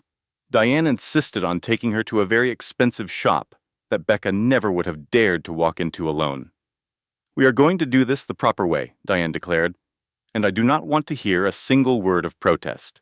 The dress was a deep emerald green, the exact same color that Garrett always complained made her look washed out. She looked absolutely breathtaking. "Oh!" "That is without a doubt the one," Diane gasped when Becca came out of the fitting room. "That is it." "It is much too expensive," Becca whispered in response. "It is perfect, and Julian already paid for it." "What? How did that even happen?" "He called me last week. He asked me to take you shopping and to get you anything your heart wanted. He said it was a gift from him." "I cannot accept something like this," Becca said. "Yes, you can. For once in your life, just stop fighting and let somebody else take care of you." Becca looked at her own reflection, at the woman who was staring back at her from inside the mirror. That woman looked confident, powerful, and beautiful. For the first time in 4 long years, Becca finally saw herself again. "Okay," she agreed. "I will take it." 2 days before the wedding, a text message from Garrett popped up on her phone. It said, "Thank you for being so mature about this whole situation. It really means a lot. The children are so lucky to have you as their mother." Becca had to read the message 3 times before a slow, knowing smile finally appeared on her face. Her response was short and simple. "See you on Saturday." Her tone was cool and collected. He had absolutely no idea what was about to happen, and that was precisely how she wanted things to be. She thought to herself, "I wasted so many years trying to become the person he wanted me to be. I never understood that I was always good enough. He was the one who was never going to be enough." The night before the wedding, Becca felt like she could not breathe. At 2 o'clock in the morning, she was sitting on the bathroom floor, with her back pressed against the cold side of the bathtub, as a familiar tightness squeezed her chest. It was a panic attack. She tried to do her breathing exercises, breathing in for a count of 4, holding it for a count of 7, and then slowly breathing out for a count of 8. It was not helping. Her phone was on the bathroom counter. She thought about calling Diane, or maybe even Julian, but she knew this was a battle she had to fight by herself. The real struggle was against her own fear, her own doubt, and the panic that was rising inside her. What if this was all a terrible mistake? What if going to Garrett's wedding with Julian only made things worse? What if the twins got caught in the middle of the mess? What if she was just using Julian and his kindness? What if Garrett had been right about her from the start, that she only cared about money? What if she was not nearly as tough as she thought she was? What if she failed completely? The dark thoughts spun around in her head, faster and faster. She buried her face in her knees and began to count. 1, 2, 3, 4. Her phone vibrated. It was a new message from Julian. I cannot seem to fall asleep either. I was just lying here thinking about you and about tomorrow. She looked at his message as tears blurred her vision. Her fingers trembled as she typed her reply. I am so incredibly scared. His response appeared almost instantly. I know you are, but you are not facing this by yourself. I am right here with you. Diane is with you. Your children are with you. You are surrounded by people who love you and will stand by you. What if I am not strong enough to do this? She texted back. You're strong enough. You have been strong for years. You just have not realized it yet. She wanted to believe him with all her heart. A moment later, her phone began to ring. Julian's name glowed on the screen. She picked up the call. Hello? She said, her voice barely a whisper. Hello. His voice was gentle and warm. I could feel the panic in your message. Tell me what is happening in your head. I do not think I can go through with this, she confessed. Yes, you can, he answered with total certainty. But what if... No more what ifs, he gently interrupted. Let us stick to the things we know are true. Fact 1, you survived 4 years in a horrible situation. Fact 2, you raised 2 amazing children almost completely on your own. Fact 3, you rebuilt your entire life from scratch. Fact 4, you are the most resilient persons I have ever met. I do not feel very resilient at this moment. That is because you are human, and humans feel fear. But being strong is not about never feeling afraid. It is about moving forward even when you are terrified. She stayed, Chenya's silent, just listening to the sound of his breathing on the other end of the line. Tell me a story, she finally asked. Anything at all. Why did you choose me? And I want the real reason, not the story you tell everyone about the coffee shop. He was quiet for a long time. Do you want the complete and honest truth? Always, she replied. It is because the first time I ever saw you, you looked tired, stressed, and completely overwhelmed. But then the person working behind the counter told a bad joke, and you actually laughed. It was a genuine laugh, in spite of everything else. And in that single moment, I thought, that is a person I truly want to know. Someone who can still find a moment of happiness when life is difficult. Someone who refuses to be defeated. Someone who is a real survivor. She closed her eyes as a new wave of tears streamed down her face. I am such a mess, Julian. You are a human being, he corrected her gently. That is a very different thing. What happens if tomorrow is a complete disaster? Then it will be a disaster. But you will get through it, just like you have gotten through every other hard thing in your life. How can you be so certain about me, she asked. Because I see you. I see the real you. Not the person Garrett tried to make you into, and not the person you think you are supposed to be. I just see you, and you are magnificent. She let out a small, weak laugh. That is a very powerful word. It is the only word that fits. They remained on the phone, talking until the first hints of pink appeared in the sky, until her panic finally subsided and her breathing returned to normal. Thank you, she finally said. For what? For keeping me from getting lost in my own thoughts. Always, he promised. Now, you should try to get some rest. You have a very big day ahead of you. A very big day ahead, she repeated. She ended the call, slipped back into bed, and just stared up at the ceiling. She never managed to fall back asleep, but the heavy, crushing feeling of panic had lifted. At 6 o'clock in the morning, she got up, made a pot of strong coffee, and sat at her kitchen table. The wedding invitation was still on the refrigerator, almost as if it was taunting her. She took it down and looked at it one last time. No hard feelings. She read the words aloud, and then she began to laugh. It was a real, genuine laugh. Garrett had no idea what her feelings were because he had never once taken the time to ask. Diane showed up at 8 o'clock with coffee, pastries, and a little travel bag. "All right," she announced with a wide smile. "We are going to do this right. We are doing hair, makeup, nails, the complete package." "Di, you really do not need to do all of this. Nothing is too good for a day like this one. Today is the day you remind him of exactly what he threw away. Today, you are going to walk in there looking like an absolute queen." "I feel more like a sad circus clown," Becca admitted. "Then you will just have to pretend until you believe it. When I am done with you, you will feel like you can conquer the world." They spent the entire morning getting her ready. Her hair was styled into perfect waves, her makeup was done by an expert hand, and her nails were painted a stunning dark red. When Diane was finally done, Becca looked into the mirror and barely recognized the reflection staring back at her. She looked poised, strong, and incredibly beautiful. "Oh my goodness," Diane said softly, completely stunned. "You look absolutely incredible." "I look like a different person." "You look like yourself," Diane corrected her. "The version of you that was just hiding for a little while." The twins returned from their sleepover at Diane's. They froze in the doorway, their mouths wide open in surprise. "Mom," Emma said, "you look like a princess from a fairy tale." "You look really, really beautiful," Evan added, smiling shyly. "Thank you, my sweethearts. Now, you two go get ready. We have a wedding to go to."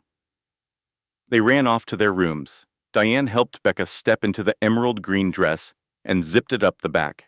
Becca turned and faced the mirror. The woman she saw was a complete stranger, but at the same time, she knew her better than anyone else in the world. "Are you prepared for this?" Diane asked. "Not in the slightest," Becca replied. "But I am going to do it no matter what." "That is my girl." Julian arrived at 1 o'clock, dressed in a suit that made him look like he had stepped out of a fashion magazine. He stopped dead in his tracks when he saw Becca and just stared. "What is it?" she asked, feeling a sudden wave of insecurity. "Is the dress all wrong?" "You look breathtaking," he said, his voice filled with genuine awe. "Absolutely breathtaking." The twins emerged from their rooms, Emma in a pale blue dress and Evan in a miniature suit. Julian crouched down to their level. "You two look fantastic." "You look good too, Julian," Emma said to him. "Thanks, Julian," Evan echoed. They all got into the large sport utility vehicle and drove to a private airport. The twins had never seen an airport like it. It was small and exclusive, the type of place where very wealthy people parked their personal airplanes. "Wow," Evan whispered. "A real airplane."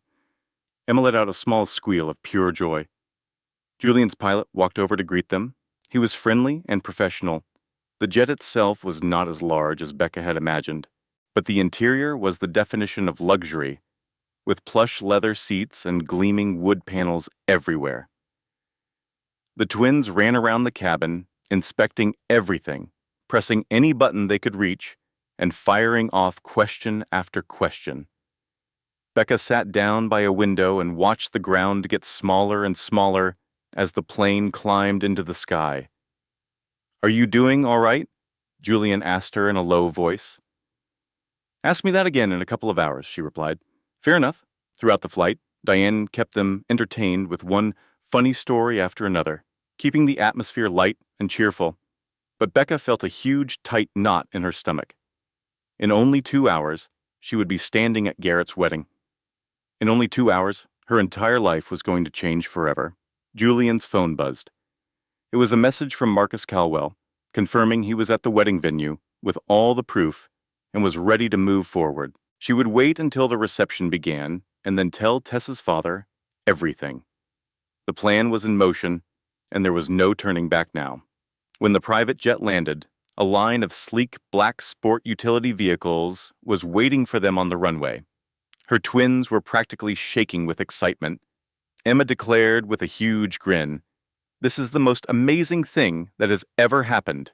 Evan added, "I cannot wait for Dad to see us." A pang of sadness hit Becca. This was not about getting even. This was about making sure the truth was finally heard. It was about seeking justice. She had to protect Tessa from suffering the same heartache she had endured. It would have been easy to despise her, and for a very long time she did. But Tessa was simply the next woman to be fooled by his deceptions. The cycle would continue over and over until someone was brave enough to make it stop. They drove along the highway toward the wedding, which was being held at a massive private estate on the outskirts of the city. The estate was breathtaking, with manicured green lawns and giant white tents adorned with fresh flowers. It was the fairy tale wedding Garrett had always insisted they could never afford. Well, here we are, Diane said, breathing in slowly and deeply. Yes, we are, Becca repeated quietly. The cars came to a stop right at the main entrance. Other guests arriving in their own sedans slowed down to get a better look. The doors of the first car opened. Julian stepped out first, then turned to offer his hand to Becca. As she emerged, her green dress glittered in the afternoon sun. Her hair was styled perfectly, and she held her head high. Diane got out next, followed closely by the twins. Emma offered a small wave to a familiar face, but Evan stayed near Becca's side. A wave of quiet murmurs started to spread through the crowd. Is that actually Rebecca Hartwell? One woman whispered. And who is with her? Is that Julian Ashford? The real Julian Ashford? Another guest muttered. Did she honestly get here on a private jet? Becca moved forward, placing one foot carefully in front of the other. Julian's hand was a warm, reassuring presence on the small of her back. The wedding planner hurried toward them, her face a mixture of confusion and stress. I'm so sorry, but there must be some kind of mistake. Are you on the guest list? Becca offered her with a calm, cool smile. Rebecca Hartwell, +4. The planner swiped furiously through the list on her tablet and then checked it again. Mr. Garrett only listed a Rebecca. No additional guests, no children. There is not enough room for you at your assigned table. I am not sure where I can put you. Julian spoke for the first time.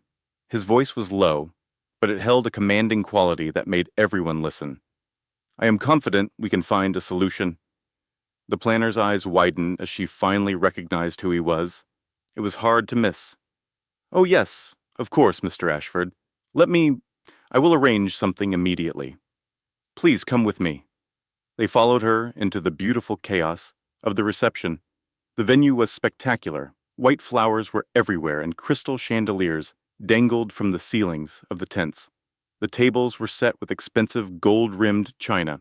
It was perfect and looked incredibly expensive, which was the exact kind of life Garrett had always craved. As they walked in, every guest turned to stare. The soft chatter began to grow louder. Across the lawn, Patricia Sullivan saw them.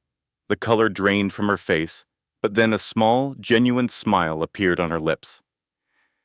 She walked toward them with slow, deliberate steps. Rebecca, you look absolutely beautiful. Becca was stunned into silence for a moment. Thank you, Patricia. Patricia then glanced down at the twins. Hello, Evan. Hello, Emma. You two have grown so much. You look wonderful. Hi, Grandma, they both said in quiet voices. Finally, Patricia turned to Julian and extended her hand. You must be Julian Ashford. I have heard so much about you. Julian accepted her hand. I hope it was all good things. Patricia's smile now had a hint of sadness. It was more than my son ever deserved. She turned her attention back to Becca. I'm so glad you came. Before Becca could even think of a reply, she turned and walked away. Diane leaned closer. Did Garrett's mother just give you a compliment? I think she did, Becca whispered back. I think hell just froze over. The planner, moving quickly, had a table set up for them. It was near the back, slightly away from the center of the party. But they were still clearly visible to everyone. Becca sat down and took a deep breath to steady her nerves. A few tables away, she saw Lydia Monroe, who caught her eye and gave a small, supportive nod. She had another ally here, someone else who understood the truth. It was almost time for the ceremony to start. Guests began to find their seats. Garrett appeared at the front of the venue and walked toward the altar. He was wearing a tuxedo, his skin was tan, and his hair was perfectly styled. He looked happy and confident, like a man who had finally achieved everything he ever wanted. Then his gaze wandered to the back of the room, and he saw them. A series of emotions flashed across his face. First total shock, then confusion, and finally a burst of anger. His eyes met Julian's, and you could see the exact second he recognized him. Becca watched as he put all the pieces together. She saw the realization dawn on him, and she gave him the smallest possible smile. Garrett's jaw tightened. He quickly looked back toward the altar, but his perfect facade was already broken. Becca could see the cracks starting to show. The music for the bride's processional began to play. Everyone stood up. Tessa appeared at the beginning of the aisle, looking beautiful and so incredibly young. Her wedding gown probably cost more than Becca's entire car. She walked toward Garrett with a radiant smile on her face. Becca felt a sudden pang in her heart, but it was not jealousy. It was pity. The poor girl had no idea what kind of a man she was about to marry. The ceremony began, filled with all the standard traditions. The officiant spoke in a monotone voice about love and lifelong commitment. Becca kept her eyes locked on Garrett the entire time. He kept glancing back at her, then at Julian, then at the twins. He was completely unfocused and on edge. This was working. It was time for the vows. Garrett's voice was unsteady as he stumbled over his lines. "Do you, Garrett Michael Sullivan, take this woman?" "I do," Garrett cut in, rushing the words as if he just wanted to get it over with. Tessa shot him a concerned look. The officiant continued, "Do you, Tessa Marie Brightwell?" "I do," Tessa answered in a soft voice. "I now pronounce you husband and wife. You may now kiss the bride." Their kiss was quick and awkward. The guests applauded, and Becca clapped politely along with them. The twins were beginning to get restless beside her. "This part is almost over," she whispered to them. "Can we go home soon?" Evan asked. "Soon, sweetie, soon." The ceremony finally ended. Guests started moving toward the reception area for drinks and conversation. Servers moved through the crowd carrying trays of champagne. Becca stood with Julian, while Diane stayed close by. The twins were happily drinking sparkling cider and eating small cookies. It did not take long for the curious guests to approach them. "Rebecca, I cannot believe that is you. My goodness, you look fantastic." "Thank you. And who is this handsome man?" "This is Julian." "Julian, this is... I am so sorry. I have forgotten your name." "Susan. We met at that holiday party about 5 years ago." "Of course, Susan." Susan's eyes were wide as she soaked in every detail from their expensive clothes and jewelry to Julian's obvious air of success.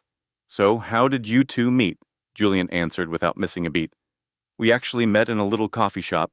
She accidentally spilled an entire latte on my laptop."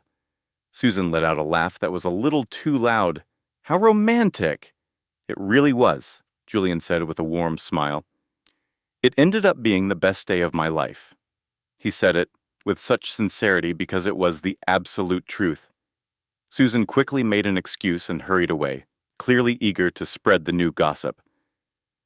That exact same conversation played out 6 more times with different people asking the very same questions.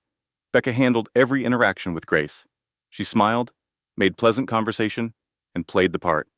But inside, she was just counting down the minutes. Garrett finally came over during the cocktail hour. He was alone, as Tessa was busy taking pictures with her family. "Becca, you actually showed up." His eyes darted nervously toward Julian. Then he looked at the children. "I was not expecting you to bring guests. You were the one who said the children needed to see their parents moving on. This is us moving on. I thought it was important for them to be here." Garrett's jaw was clenched. "And who is this?" Julian extended his hand. "Julian Ashford, it is a pleasure to finally meet you." Garrett knew the name instantly. Everyone in their social circle did. A storm of different emotions crossed his face. "How long have you two been together?" he finally asked. 18 months, Becca replied in a steady voice. The children just met him last week for the first time. Garrett looked like he had been physically hit. "I see," he said, his voice thick with tension. "And you thought bringing him here, to my wedding, was a good idea?" "You sent me the invitation," Becca reminded him gently. "You said there were no hard feelings between us. I was just taking you at your word." Garrett opened his mouth to argue, but then shut it again. He tried a new tactic. We need to discuss the custody agreement and the child support and— Not here, Becca interrupted him, her tone firm. And not now. This is your wedding day. You should really try to enjoy it. She turned and walked away, leaving him standing there completely speechless. Julian was right behind her, with the twins at his side. That was incredible, Diane whispered. You completely shut him down. My hands are shaking, Becca confessed quietly. You could not tell at all, and that is all that matters. They returned to their table and sat down to wait for dinner to be served. Have you ever seen a con man's entire fantasy world collapse around him? You will want to stick around for this one, because the ending is pure poetic justice. If you believe the truth always comes out in the end, please like this video and subscribe to the channel. My part in this drama started when a man named Marcus Caldwell made his way to our table. He looked to be in his mid-40s, with gentle eyes but a deeply anxious presence. He said, "Mrs. Hartwell, it is a pleasure to see you again." I responded, "Marcus, thank you so much for coming." He then turned and shook Julian's hand. "Mr. Ashford, thank you for your assistance." Julian offered a warm smile. "Please, just call me Julian, and thank you for your courage. What you are about to do takes real strength." Marcus quickly looked around, making sure no one was listening. "Tessa's father, Richard Brightwell, is here tonight. I plan to speak with him after dinner is over. I am going to show him all the proof and let him make his own decision." I gave him a word of caution. "You need to be careful. Garrett is already watching us." "Patricia warned me about that too," he replied. "I will be, but this needs to happen. He has to know the kind of person he is about to go into business with," Marcus continued. "And the kind of person his daughter is about to marry," he added with a determined look. He then disappeared back into the sea of wedding guests. My eyes drifted across the ballroom to my ex-husband, Garrett. He was speaking with his new bride, Tessa, while gesturing in our direction. Tessa's face was a mixture of confusion and concern. "She is convinced I am here to cause a scene," I said quietly to my friend Diane. "Well, are you not?" she whispered back. "No," I answered. "I am here to make sure the truth is revealed. There is a world of difference."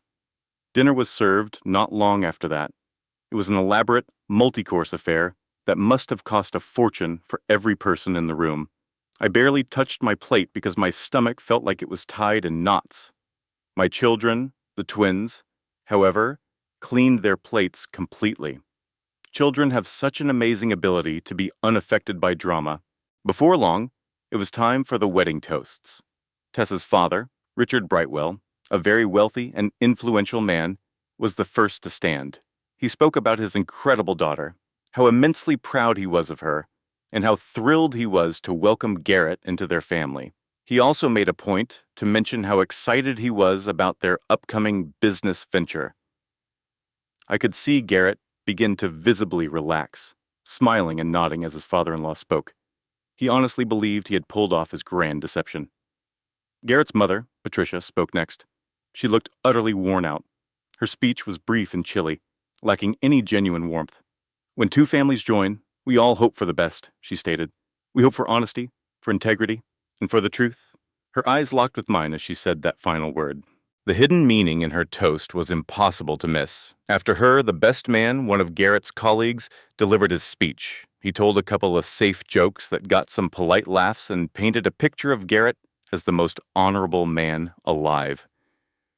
Listening to it made me feel physically ill. Once the speeches were finally over, the music began for the first dance. Garrett led Tessa onto the dance floor. They moved together with a strange, stiff formality, like two actors playing a part rather than a couple in love. I observed them for a second, but I felt absolutely nothing. The heartbreak was gone. The fury was gone. In their place, there was only a surprising sense of calm. I turned to Julian. "Would you like to dance?"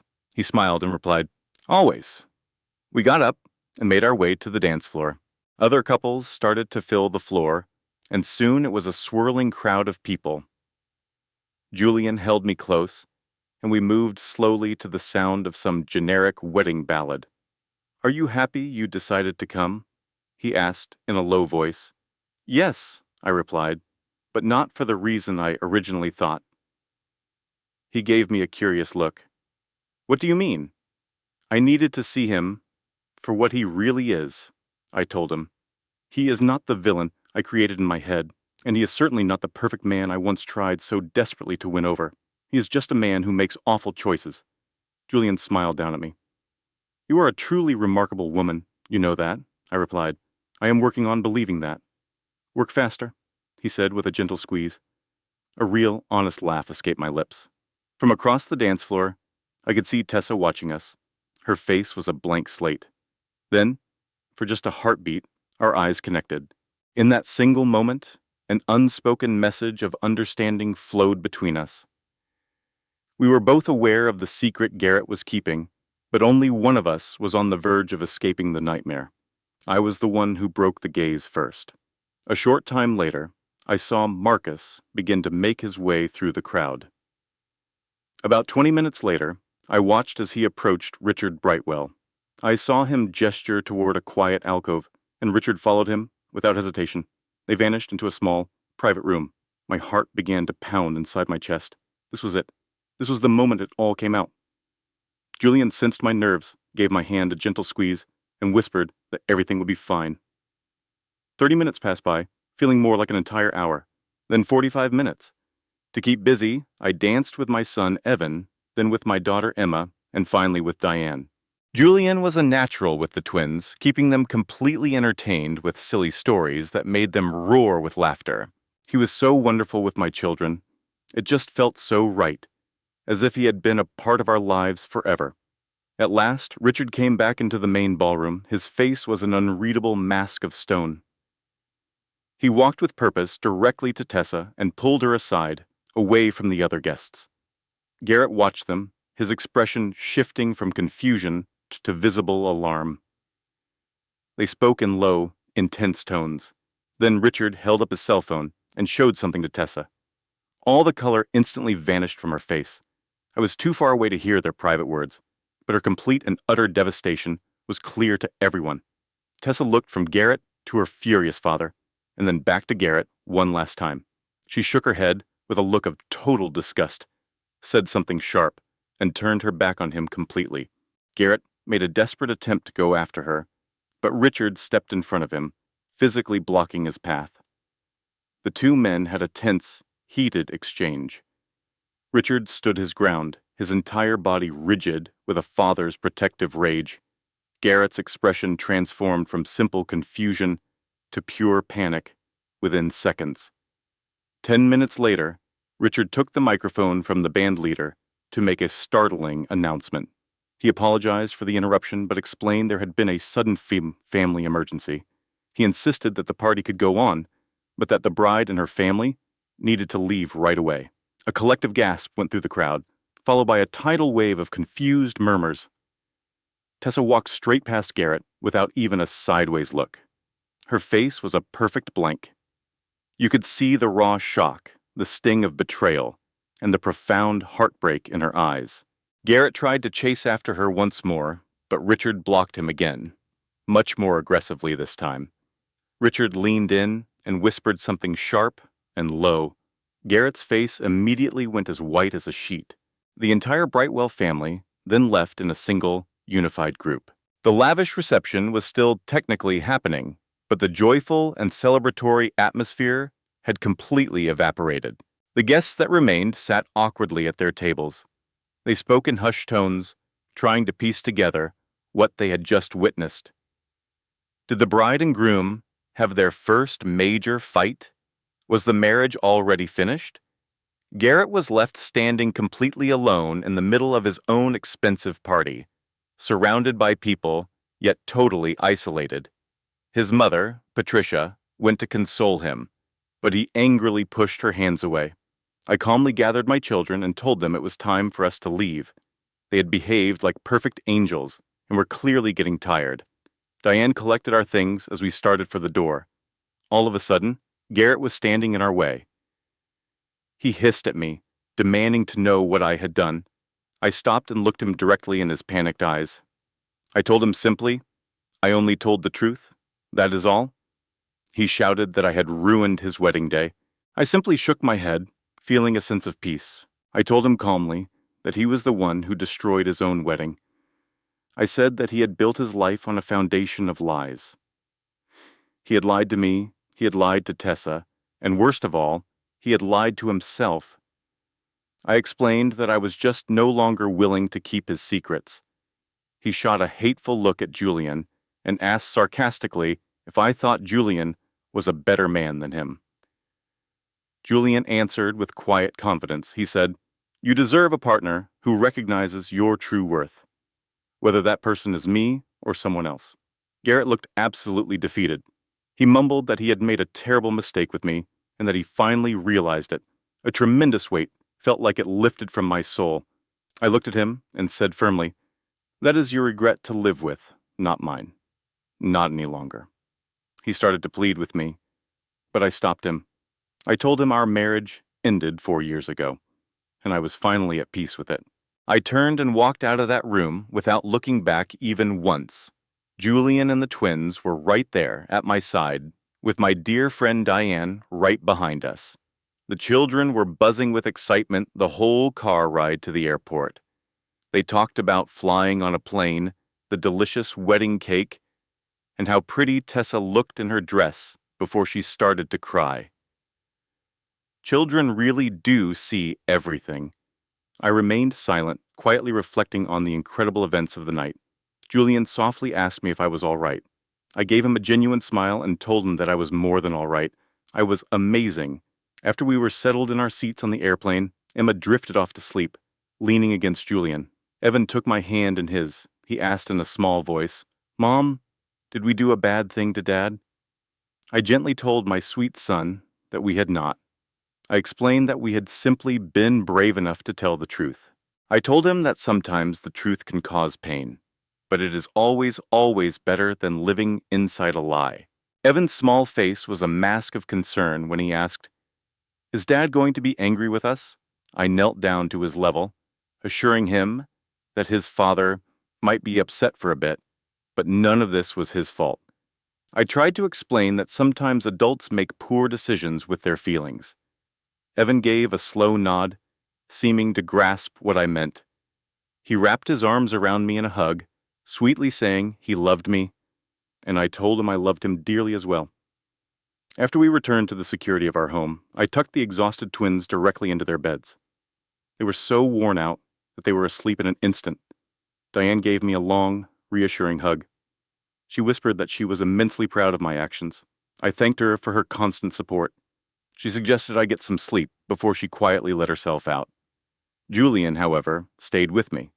We sat together on the cozy sofa in my little apartment. The quiet in the room was a comfort. He softly asked me how I was holding up. I admitted that I felt drained, incredibly relieved, and at long last, free. And freedom is truly the most amazing feeling in the whole world. I shifted on the couch to face him directly. I expressed my deepest gratitude for his belief in me. I thanked him for his patience when I was too scared to make a change. He gave me a warm smile and said there was no need to thank him. I insisted that there absolutely was. I pointed out that he could have left at any point over the past 18 months. He could have found my complicated life to be too much of a burden, but he made the choice to stand by me through it all. He reached up and gently cupped my face, telling me I was worth it. And in that moment, I kissed him. It was a tender and unhurried kiss, full of appreciation, love, and optimism for what lay ahead. I shyly asked if he would consider spending the night. A wide smile lit up his face as he replied that he had been hoping I would ask. We lay in bed for a while without sleeping, simply savoring the stillness and peace between us. I finally asked him, "So, what comes next for us?" He answered simply, "Whatever you want to happen." We made a pact to take our new life one day at a time. We agreed there would be no intense pressure or lofty expectations. It would simply be us, being happy. I told him that sounded absolutely perfect. He wholeheartedly agreed. I eventually fell asleep, feeling completely safe in his embrace. For the first time in 4 very long years, I did not have a single bad dream. Instead, my mind was filled with images of Open doors, fresh starts, and a bright future that was finally mine to shape. The following morning, my phone started to ring. The display showed a number I did not know. I considered letting it go to voicemail, but my curiosity won. A trembling voice on the other line asked for Mrs. Hartwell. It was Tessa Brightwell, or maybe I should say just Tessa. I sat bolt upright in bed. She apologized for calling, saying that she got my number from Garrett's phone. I told her it was completely fine. I asked if she was okay after the events of the previous day. Tessa gave a short, bitter laugh. She said she was far from okay, but she was calling me for a specific reason. She wanted to genuinely thank me. She was thankful that I had brought the awful truth to light. Her father had laid out all the proof for her. He presented the evidence of financial deceit, the hidden accounts, and all the lies. She confessed that she had been completely unaware of any of it. I told her I was so sorry she had to discover it all on her wedding day. She replied quickly that it was far better than learning the truth 5 years from now, with kids involved, after wasting more of her life. She was silent for a few seconds. Then she acknowledged that I had attempted to warn her 4 years ago, right when she began her relationship with Garrett. I quietly confirmed that she was right. I gently reminded her that she had been unwilling to hear it from me back then. She sadly acknowledged that was true. She admitted that she had viewed me as nothing but a bitter and resentful ex-wife. Then, she offered me a very heartfelt and profound apology. I told her that she did not owe me an apology, but she was insistent that she did. She confessed to behaving horribly toward me in the past. She had knowingly helped to tear my marriage apart, fully aware that Garrett was a married man. With a tremor in her voice, she said that at the time, she simply did not care. She truly believed that she was special, and that he loved her in a way he had never loved me. I gently told her that she now understood the harsh reality. She wept softly and said yes. She finally knew. She now saw that Garrett is incapable of loving anyone but himself. He only uses people to get what he wants. As soon as they are no longer of use to him, he discards them without a second thought. I told Tessa that I was genuinely sorry for the hurt she was experiencing. Her voice broke as she said she needed to go because her father's lawyers were already working on having the marriage annulled. Just before she ended the call, she said something I will always remember. She told me that I had saved her from repeating the same terrible mistakes I had made. She thanked me one last time, and then the line went dead. I remained on the side of the bed for a long while, just clutching the phone and staring off into the distance. Julian came into the room and asked if everything was all right. I managed to smile and told him that Tessa had called. She wanted to thank me for blowing up her wedding, because doing so had saved her from a lifetime of misery. Julian came and sat beside me. He asked how the call made me feel. I told him it felt good, like a chapter had finally been closed, but mostly it was just an immense relief. He put his arm around me and said that was completely understandable. I rested my head on his strong shoulder and took a long, calming breath. 3 months later, my entire life had transformed for the better. The divorce settlement was at last finalized. The financial arrangement was more than just. In reality, it was far more than I had ever anticipated. Garrett's legal team fought it hard, but the evidence against him was simply too overwhelming for them to dispute. I was finally awarded everything that I should have been given 4 years prior. The house was sold, the secret funds were split down the middle, child support was increased, and we were granted 50-50 custody of the children. My lawyer, Jennifer, called with the fantastic news. She was celebrating, exclaiming that we had won, but it did not feel like winning a prize. It just felt like a wonderful freedom, which was so much better. I was finally able to leave my second job. I kept my primary job, but now I had the freedom to actually enjoy my life. I had spare time to be with my children. The twins were thriving and had adapted beautifully. They started to see Garrett on a consistent and predictable basis. He was a changed man. He was subdued, humbled, and perhaps even a little shattered. I did not really know, and frankly, I did not really care. Julian was spending much more time at our house now. He had met my family and all my good friends. The twins absolutely adored him. They always referred to him as Julian, never as Dad, but he had become a vital part of our little family. I began searching for a new apartment for us. I was looking at larger places in better, safer areas. I could finally pay for it all by myself. Julian generously offered to contribute to the cost, but I politely declined. I explained that this was something I had to accomplish on my own, but I made sure he knew how much his kind offer meant to me. On a sunny Saturday morning, I was in the kitchen making a large breakfast. The children were in the living room enjoying cartoons, and Julian was sitting with the newspaper. The entire scene was so wonderfully average and perfectly domestic. It was a beautiful sight. Emma yelled from the other room, asking if Julian could teach her how to draw on the computer. She recalled that he had promised to show her when he had a free moment. Julian smiled and called back that he had nothing but free time. Evan glanced up from his tablet and asked if we could visit the Science Museum the following weekend to check out the new exhibit. Julian immediately said yes and assured them they would make a full day of it. I stood there for a second, just observing them all. My incredible children, my loving partner, and my beautifully imperfect life.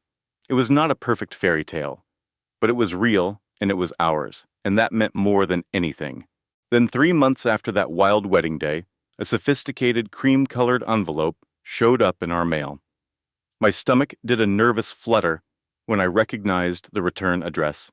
But when I tore it open, it was not a legal notice. It was a final settlement proposal. It laid out a complete list of all the hidden assets and suggested a fair distribution of everything I had requested. Tucked inside was also a handwritten note from Garrett. The letter stated that I had been right all along and that he was deeply sorry. He wrote that he did not expect my forgiveness. He just wanted me to know that he finally grasped the damage he had caused and the person he had become. He confessed that he was still a flawed individual, but he was working on being a better man for our kids. He concluded the letter by thanking me for never losing faith in our children, even when he had lost faith in everything else. I read the heartfelt words twice before slowly setting the letter down on the table. Julian was making a mess trying to cook breakfast. Model. The sound of the twins arguing over the bathroom echoed through my wonderful new apartment. Sunlight streamed through the huge windows, making the whole place feel bright and hopeful. We had only moved in yesterday, so moving boxes were still everywhere, but this home was finally mine. Julian, bless his heart, was trying to make pancakes, but they looked more like lumpy messes. He looked over and asked if I was all right. I smiled at his clumsy cooking and told him I was just thinking. He gently pointed to the letter on the counter and asked what it said. I explained it was the final offer from Garrett, and he had actually included an apology. Julian's eyes widened. He said that was the very last thing he ever expected to hear. I just nodded, telling him that I felt exactly the same way. He softly asked how I was feeling about everything that had happened between us. I took a slow, deep breath and looked inside myself for the real answer. I told him, with all the honesty in my heart, that I did not need his apology anymore. I did tell him that I was very glad he was trying so hard to be a wonderful father to our kids, because that was the one thing that truly mattered. Julian smiled warmly and told me I was a very generous person. I shook my head and said it was not about being generous. It was about finally being free, which is something completely different. Just then, the twins crashed into the kitchen, still bickering. Emma bounced up and down and asked if the pancakes were ready. Julian laughed and told her that he was working on them. Evan pointed a finger at the pan and said, with total seriousness, that the pancakes looked lumpy and ugly.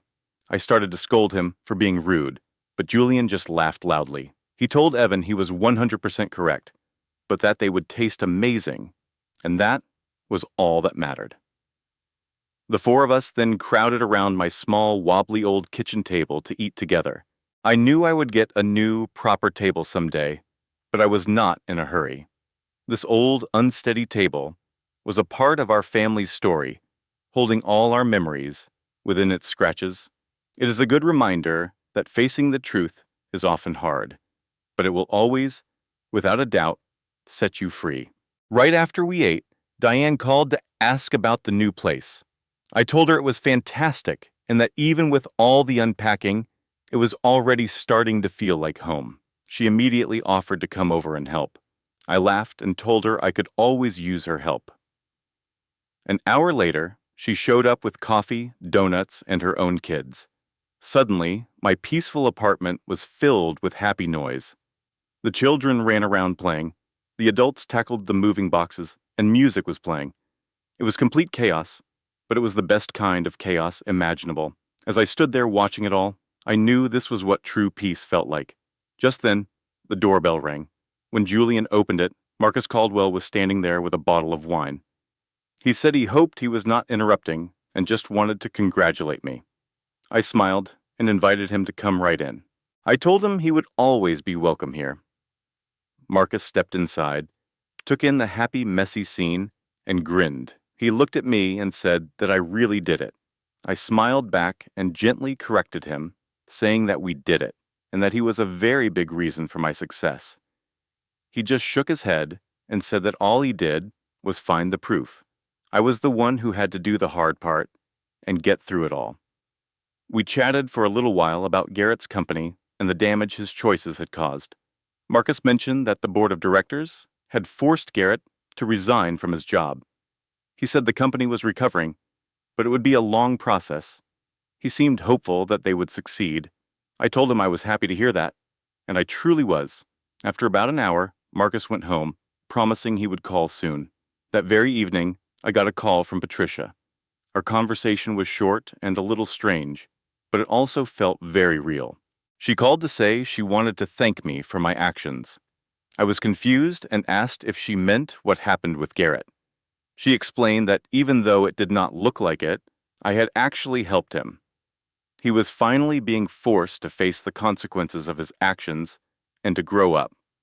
I told her that he was her son, and she did not need to thank me for anything. She insisted that she really did. Patricia pointed out that I could have destroyed him and sent him to prison, and no one would have blamed me. But instead, I chose to show him some grace, which she said showed my incredible character. I was so stunned that I could not think of anything to say. Patricia then said she hoped I was finding happiness, because I deserved it. I told her that I was on my way. She said that was good to hear, and then she ended the call. I just sat there, looking at my phone, feeling as if the whole world had finally clicked into its proper place. That night, long after the twins were asleep, Julian and I sat on my new balcony. It was a very small space, but it had a lovely view of a park full of trees. I had never had my own balcony before. I turned to Julian and asked him to tell me the truth. He looked at me listening. I asked if he ever regretted getting involved with me and all my problems. He answered right away, without any doubt in his voice, that he never had. Not even for a second. I pushed a little more, asking if that was true, even when I was trying to keep him at a distance. He smiled and said that was when he knew he had to stay the most, because that was when I needed someone by my side. I rested my head on his shoulder and just breathed him in. He smelled like soap and coffee, a scent that felt like home. "I love you," I whispered. It was the first time I had ever said the words to him, and the first time I had let myself truly feel them. He told me that he loved me too. He had said it before, many times, but hearing it now felt completely different. It felt strong and true. We sat there in a comfortable quiet for a long time, watching the colors of the sunset. He then asked me what I wanted for the future. I gave him the most honest answer I could. I wanted this. Exactly this. I wanted him and our children and a life that was calm. I wanted to have ordinary, boring days where nothing dramatic happened. He smiled and said that sounded completely perfect. I agreed that it was. We went inside and got into bed, ready for a peaceful night. But just before I fell asleep, I checked my phone one last time. There was a message from Tessa. She wanted me to know that she was doing well. Actually, she was doing better than well. She had decided to go back to college to study art history. Her text explained that it was a secret dream she had, but she never thought she would have the opportunity. She thanked me for showing her that a person can start over and that it is never too late to go after what you want. I smiled and texted her back. I told her I knew she would do amazing things and that I was proud of her. I put my phone away, closed my eyes, and a powerful thought hit me. I had spent 4 years of my life just wishing Garrett would see my value. But I realized now that his opinion of me was never important. The only opinion that ever truly mattered was my own. And right then, for the very first time, I saw myself clearly. I was not just someone's ex-wife, or a mom, or someone's new girlfriend. I was just me, Rebecca Hartwell, 38 years old. I was a person who had survived. I was a fighter. I was a mother, a partner, and a friend. I was filled with flaws and made plenty of mistakes, and I still felt scared sometimes. But I was enough. I had always been enough. I fell asleep with a smile on my lips, dreaming about the open road in front of me. A year later, I was standing in my kitchen. It was not the tiny kitchen from that first apartment. This was a big, sunny kitchen in a real house. I had bought it 6 months ago with the money from my legal settlement. It was my money, money that I had earned and deserved. The house had 3 bedrooms, 2 bathrooms, and a huge backyard where the twins could run and play. It was not a huge mansion, but it was mine. The kids were outside, throwing a ball for their new puppy. It was a golden retriever puppy that Emma had named Sunshine. Julian was at the stove, making breakfast, and he had become much better at it. His pancakes were now perfectly round. Diane was at the kitchen table, getting it ready for a big family meal. All the people who mattered most in my life were on their way over. Emma shouted from the yard, asking how much longer until dinner. I yelled back that it would be about 20 more minutes. I looked at this beautiful life I had, at the people I cherished, and at this home. You always hear that living a happy life is the best kind of revenge, but I learned that is not quite right. The best revenge is not needing revenge at all. It is creating a life so full of your own joy, a life so good and so whole that your past simply cannot touch you anymore. It is knowing that the person who hurt you has no more influence because you have taken all of your power back. Garrett had actually sent me a text message last week. He asked if the children could go to his 41st birthday party. I said yes, of course. They are his children too. I no longer hated him, but I did not love him either. The reality is, I hardly ever thought about him anymore. He was just a person from another chapter of my life. He was the person who, in a strange way, helped me learn the most important lesson I would ever know. Never let someone who is incapable of seeing your worth be the one to define it. Just then, the doorbell chimed, and Julian announced he would get it. In walked Patricia and Lydia, followed by Marcus and Jennifer, my lawyer who was now a cherished friend. This was my group, the family I had built for myself. They filled my home with an energy of laughter, stories, and deep affection. Dinner was a beautiful kind of mess. The children were all chattering at once, the adults were sharing jokes, wine was poured, and the food vanished from the table. It was perfectly imperfect and wonderfully real. After we had all finished eating, Emma climbed onto my lap. She was getting a bit too big to fit comfortably, but I did not mind in the slightest. She looked up at me with her big eyes and asked if I was happy. I glanced across the room at Julian as he began to tackle the dishes. I saw Evan proudly showing Marcus his school math project, and I watched Diane laughing about something with Jennifer. I took a deep breath, looking around at my full, noisy, chaotic house. I turned to my daughter and told her yes, that I was truly and deeply happy. A wide smile spread across her face, and she told me that she was too. Later that evening, after everyone had gone home and the children were tucked into bed, I found myself back in the bathroom. I was sitting on the cold tile floor, with my back against the tub, in the very same spot I had occupied 1 year before. But this time was completely different. I was not in the middle of a panic attack. I was crying, but these were tears of pure joy. They were tears that felt like they were healing me. Julian found me there and sat down on the floor right next to me. He did not ask what was wrong. He just sat with me in the silence. At last, I whispered that I had made it. He nodded and confirmed that I did. I whispered that I survived. He gently corrected me, saying I had done so much more than simply survive. You thrived, he said. I leaned my head on his shoulder and just breathed. Thank you, I whispered. He asked, for what? I answered him, for seeing me when I was unable to see myself. He replied softly, always. We sat there together on the bathroom floor, in our less than perfect home, with our less than perfect lives. And in that quiet moment, I finally understood. This was it. This was what I had been looking for the entire time. It was not about getting revenge, or needing someone to validate me, or even finding some kind of justice. It was just about peace, just about love, just about freedom, just about being myself. And that was, and would always be, more than enough. So that is my story. It is the story of the day I refused to be invisible anymore. It is the day I finally took my power back. If this story connects with you, if you have ever felt small or worthless, or like you have been forgotten, I want you to know something important. You are not alone, and you are so much more powerful than you even realize. If you enjoyed coming along on this journey with me, please hit that like button. It really does help more people find these stories, people who might need to hear them right now. Please leave a comment below and tell me, have you ever had a moment where you finally stood up for yourself? A moment where you decided enough was enough? I read every single one of your comments, and I truly love hearing your stories.